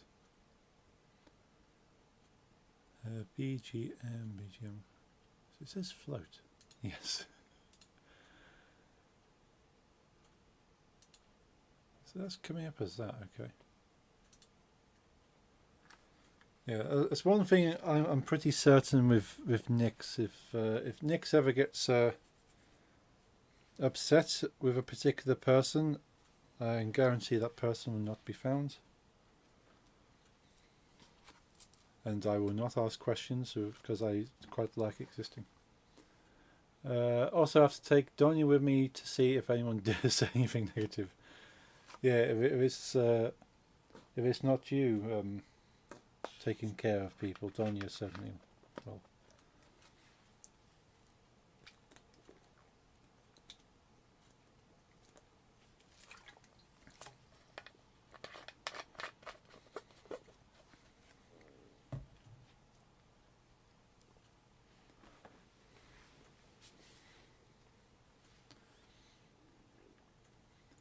In theory,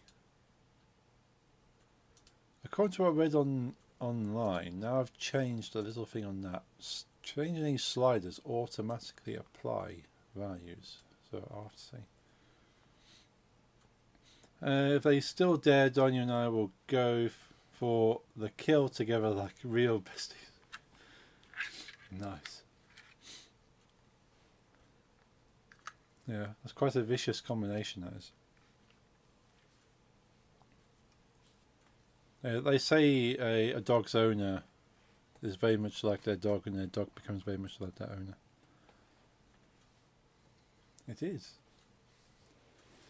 So between the two of you, you may have adopted the way of the Rottweiler. Worst of both worlds.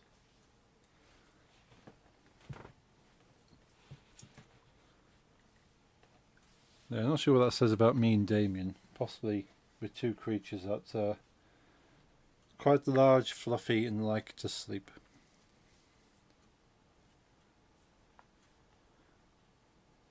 And always screaming for food.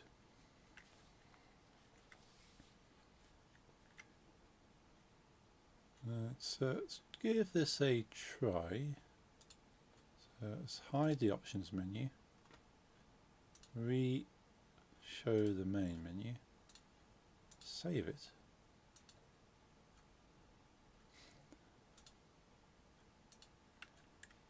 Yeah, poor little thing's been having the sneezes this week, but it seems to be getting better. So he hasn't sneezed so much. So hopefully it means it's the end of it. I mean, I do scream for food as well. Ozzy told me out, yeah. So you're the perfect combination of Ozzy and Donya.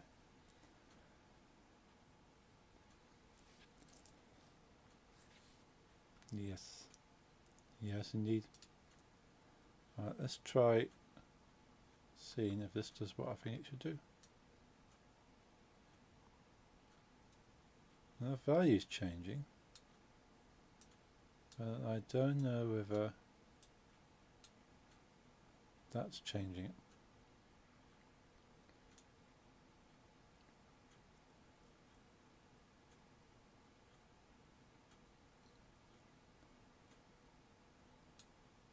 I do have to learn from Uno's positivity and happy vibes.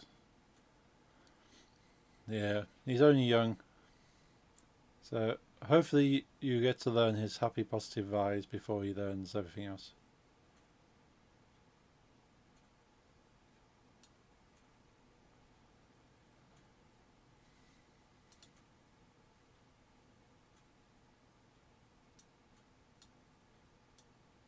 Odd. Why is that doing that? I was sending 0. He is always happy and also funny. And that's good quality for a dog.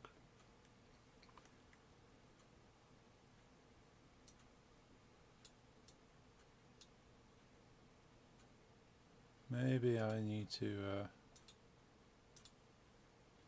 maybe I selected the wrong one.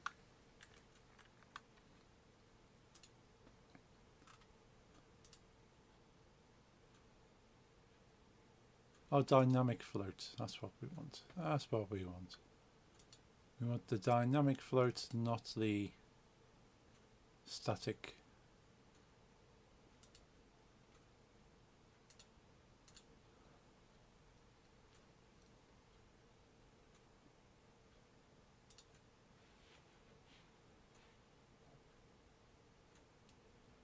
Okay.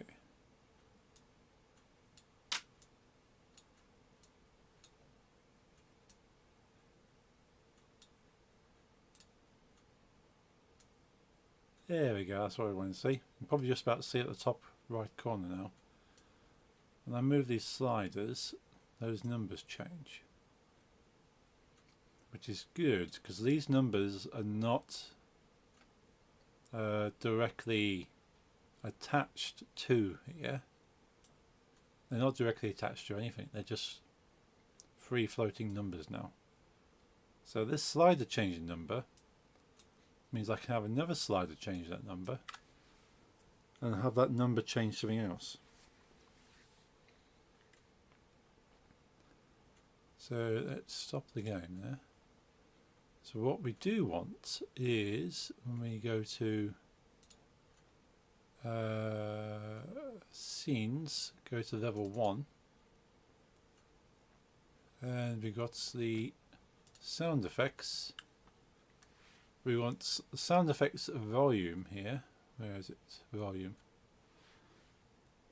We want that to be reading off of that value. So probably need another script.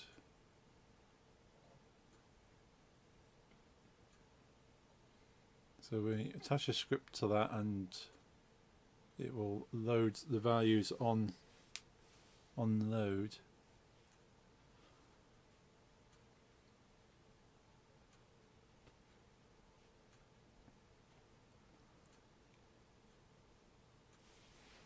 Does it have to be a separate script? Can I do something fun with this? Let's go to sound effects, go to scripts. Can I just load that straight in? No.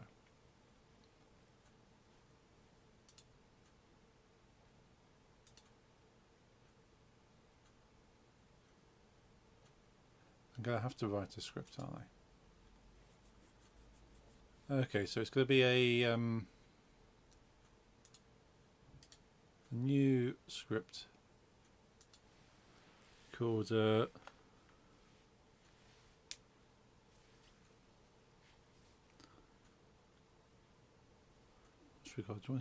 don't want to call it load. Call it sound effects, I suppose.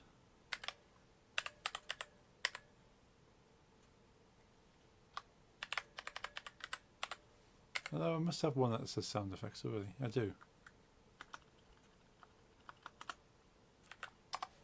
Let's call it X.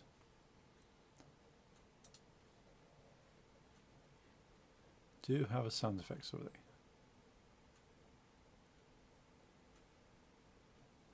Come on, I didn't mean to open it. Right, okay. Yeah, so there's the script already there. I'm being silly. Sound effects. Right, here we go.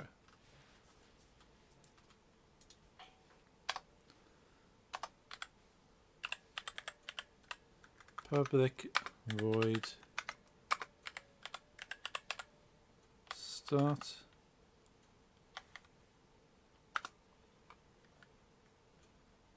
And that will take public sound volume SV. Save that.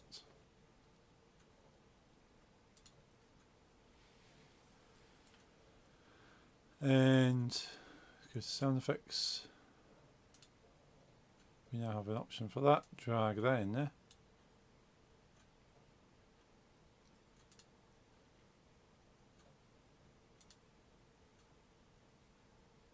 Suppose we can probably go as far as they're doing a getter as well.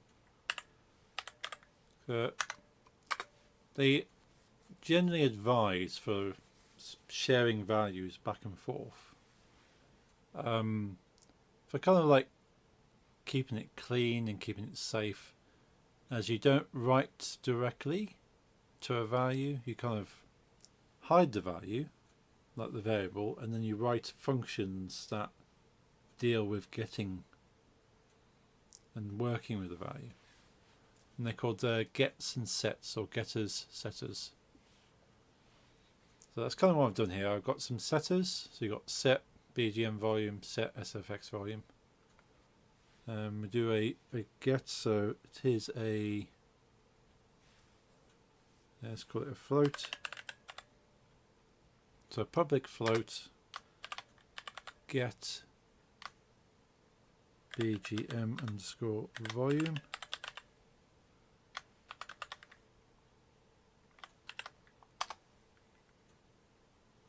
And that will be just return BGM underscore volume.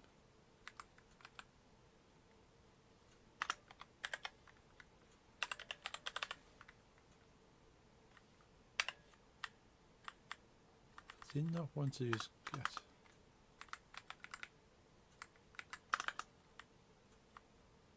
So I have to do it as an equals.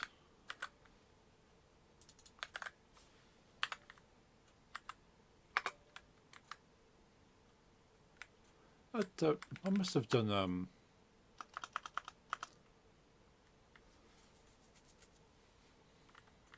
returns in here. Return. So it's fine with that. Okay.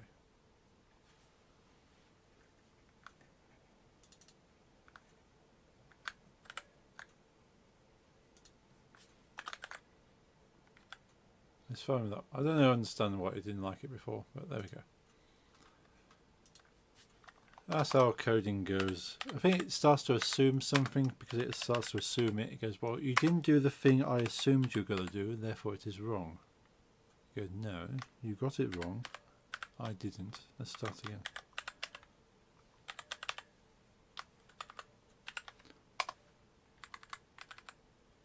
Right, so return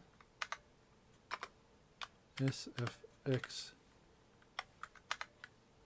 volume. Cool, okay. Save those, go to here, and then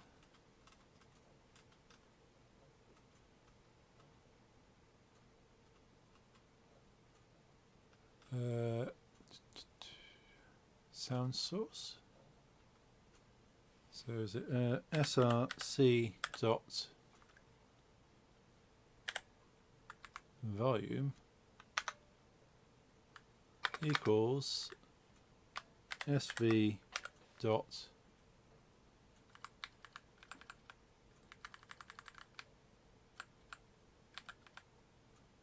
get get SFX volume. There we go. So I could just go SV SFX volume, but we do a get on there, and then pop that down there. We go to BGM, and that is just BGM. So open that code, do the same thing.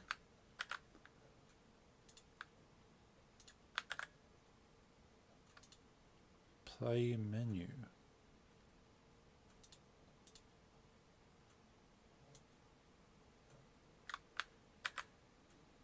We want to set the volume before the play menu. And rather than SFX, BGM. So that grabs the volume that we set in the main menu. Cool, I'm happy with that. Now we'll have to do like a pause menu or like an options menu that pops up mid-game.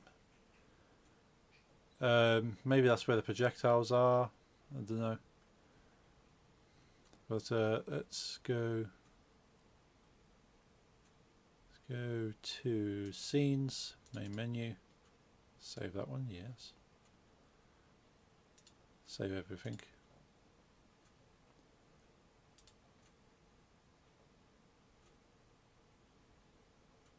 So we won't change anything, we'll just go play.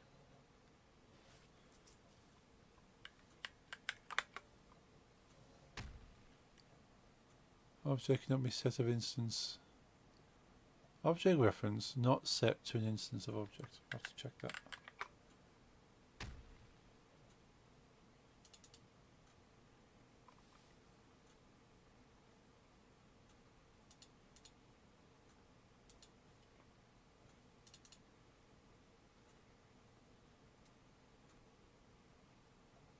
Ah, I know why. Now that's why the music's not playing. Stop that.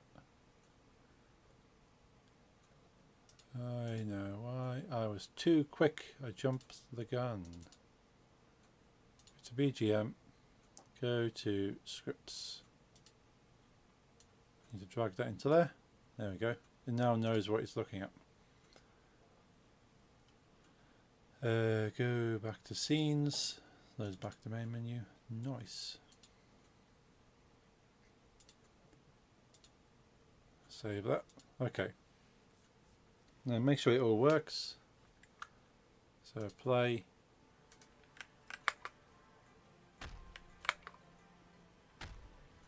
Cool. Now if we play it again, but this time we can set the volume before we start playing. So options. Now this might hurt people's ears, but we put the background music up. Go back, go play. Cool. Let's do the same with the sound effects. So just resave it back down there. I might have to try and work out how you save a file with your settings in. So every time you play it, it remembers your settings from last time. Let's put the sound effects up. Go back, go play.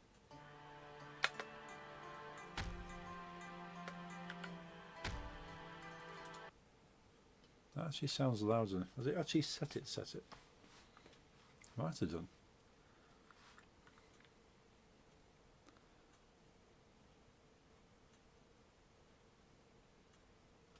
Let's go to script. Ah, looks like, is it? Maybe, maybe not. No, that looks fine. It's a little bit odd because that was 0.7. It's not, was it? No. It has put the volume up and it has saved it. So where the volume was, it saved it until I close Unity. Let's give this a try then. So let's go. I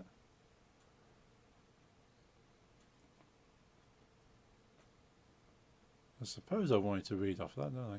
So I set my volumes here, and when it loads, It then loads those volumes into the options menu, which then you can adjust, which then saves that again. And when you save to a file, it's this value that changes, which makes sense because you want these values to be the ones that it reads to and from. So what we could do then, canvas options, show those options, hide the main menu. So slider.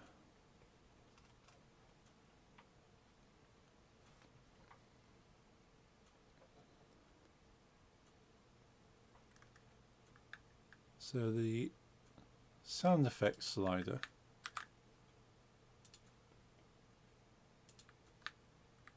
was at that volume. Background music was at that volume. And we want it to load that into these. So these are then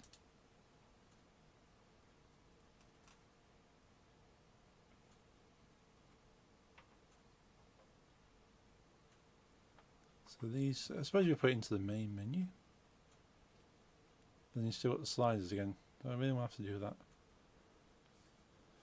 What else could be the best thing to do? Actually have the sliders loaded into the script and I can set them. Probably. Yeah, probably gonna have to do that. Go to camera. I do have the sound volume in there, so I probably just need to put the sliders in there. So let's go to the code. Did I close it? Oh, that's gonna be annoying. Okay. Main menu script. Main menu.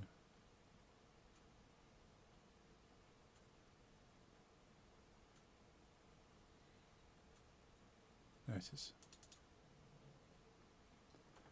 Yeah, I closed Visual Studio.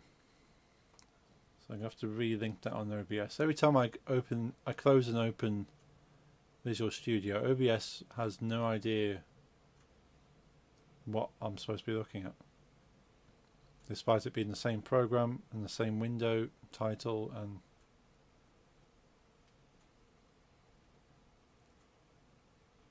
is apparently something completely different. OBS doesn't know what it is. Right, let's go to Visual Studio, select the window that is identical to what you're looking for.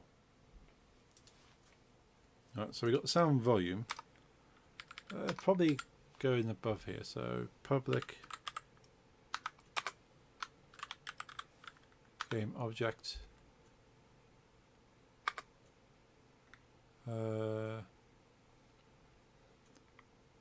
SFX slider public game object BGM slider. Okay, before we do any scripting, let's drop those in.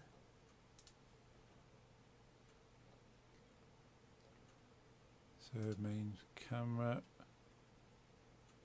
so SFX slider goes into there, BGM slider goes into there.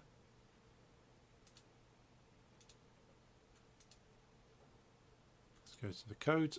Now we have that.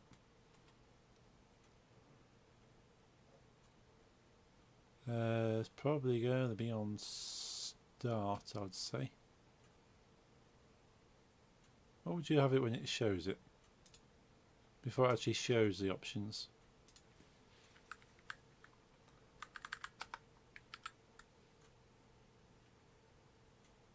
Yeah, then we can copy the code in instead. Close that up for the moment. Let's go private void set volume sliders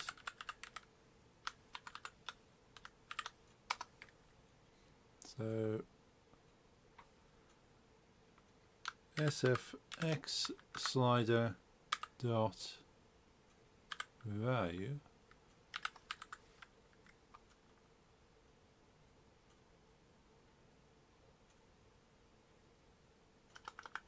probably not what I want to do.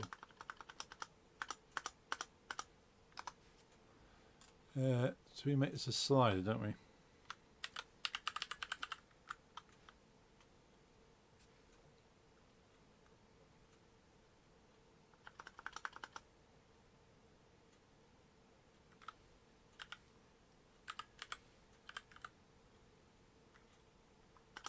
it called UI slider? UI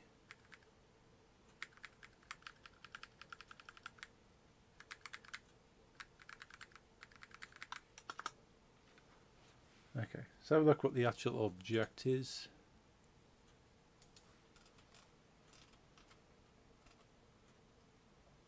Did see it somewhere.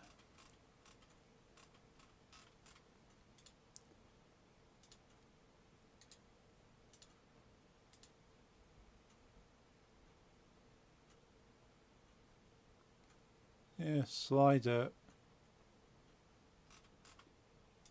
It's a slider.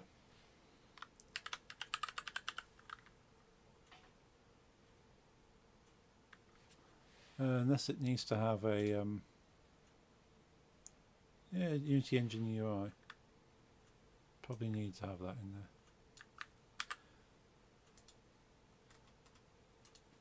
Yeah, it hasn't got that in there. Okay, that makes sense.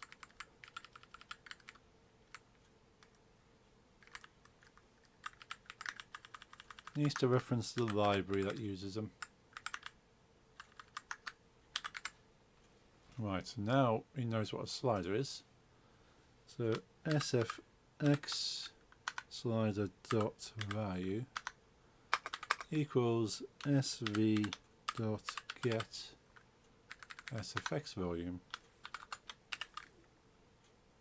and bgm underscore slider dot value equals sv dot get bgm volume,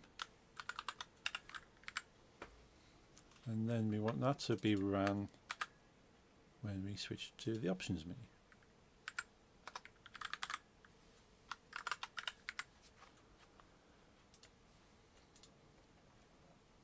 So that slider equals that volume, that slider equals that volume.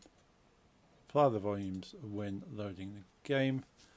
And I'll have some scripts somewhere else then that when the application opens, it will read from a file. That file will then update these values. When the options menu is opened, it will look at these values and change the sliders. And I can use exactly the same thing for like the in-game sliders, the volume controls. So when you go to like the sound options while you're playing the game, it will then read from these values again. So let's just hide that.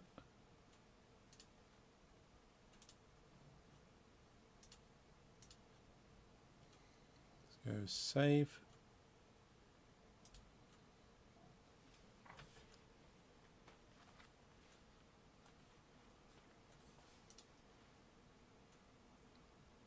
Did I not? Oh, I know.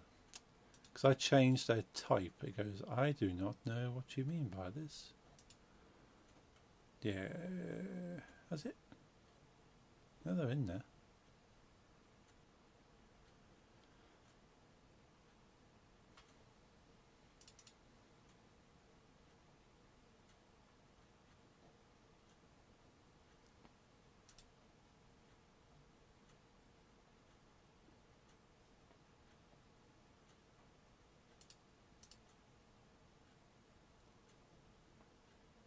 Okay, let's go back to here then. So slider SFX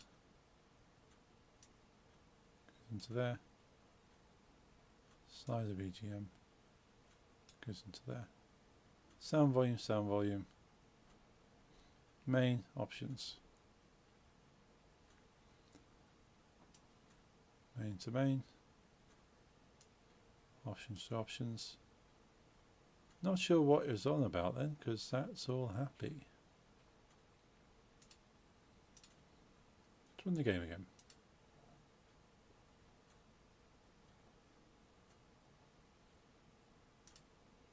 Yeah, okay.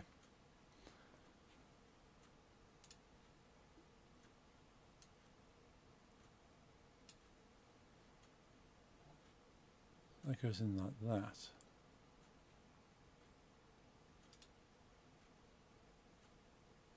Kind of want the volume, probably need to write it in some kind of initial setup script as to what the defaults are.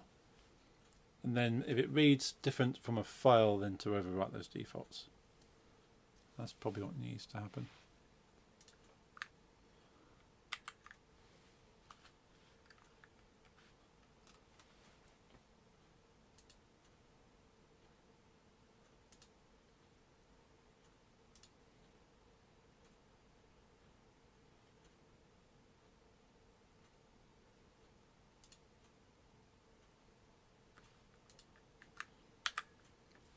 So UI elements seem to remember it, but these values just then, because I suppose it's designed to hold the value no matter what. It's kind of doing its job. Oh, what's the time? Probably should wrap the stream up.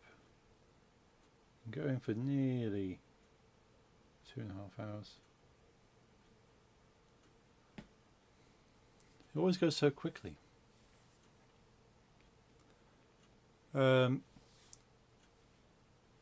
So yeah, I'll work out sort of loading the defaults in. Time flies when having fun, indeed. But I want to do some graphics for Friday if I get time. Just kind of like menu, button graphics. So look at my Discord. What do I want to do?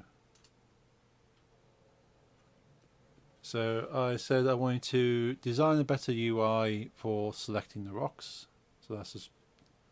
I'm thinking just like a square menu, and then pictures of all the things you can use as rocks, and it allows you just to click one rather than having that list on the side.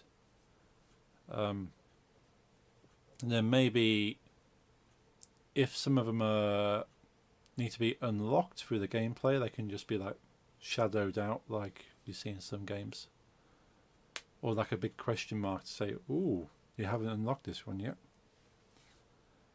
Want to design graphics for the main menu, as I said.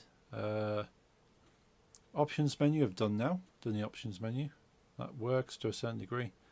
Design button graphics. So yeah, rather than just having a white button that says play, have a stylized play button. On-screen messages to design on-screen messages to replace default. So that's rather than saying main menu or level complete, then that's again stylized, and then make a second level. That's kind of what's on my list of stuff to do at the moment. So I'll try and do some designing off stream, because then I can just apply the designs. I want to sort of work out the mechanics of how settings are saved and so forth, and then I can actually look at quality of life things and making it better as opposed to just making it work. So yeah, I'll think of some quality of life things we want to do, like adding a timer, goals, and sort of challenges and stuff like that. Switch over to the camera. Boom. Yeah, thank you for joining us. I've got some things to think about. So the only thing I've really done today is made the options menu, but that's a thing. I did a thing, 2 hours, and I did a thing, so that's good. But I will be back on Friday, carrying on with this. And so Hopefully I have some graphics done by then. If not, doesn't matter. I'll do it on stream. But thank you for being here. Thank you for dropping in. Thank you, Lisa, Jeffrey, Dealer, Nix, and anyone else who's been lurking. I see you all there. You're awesome. Thank you for stream. No problem at all. Have a good night. Have a good night. Have a good rest. Hope, Lisa, your day tomorrow goes as you'd like. And all the stresses would be for benefit. But yeah, rest well, enjoy your week, and I'll be back on Friday. Hope you have a good night. Good night.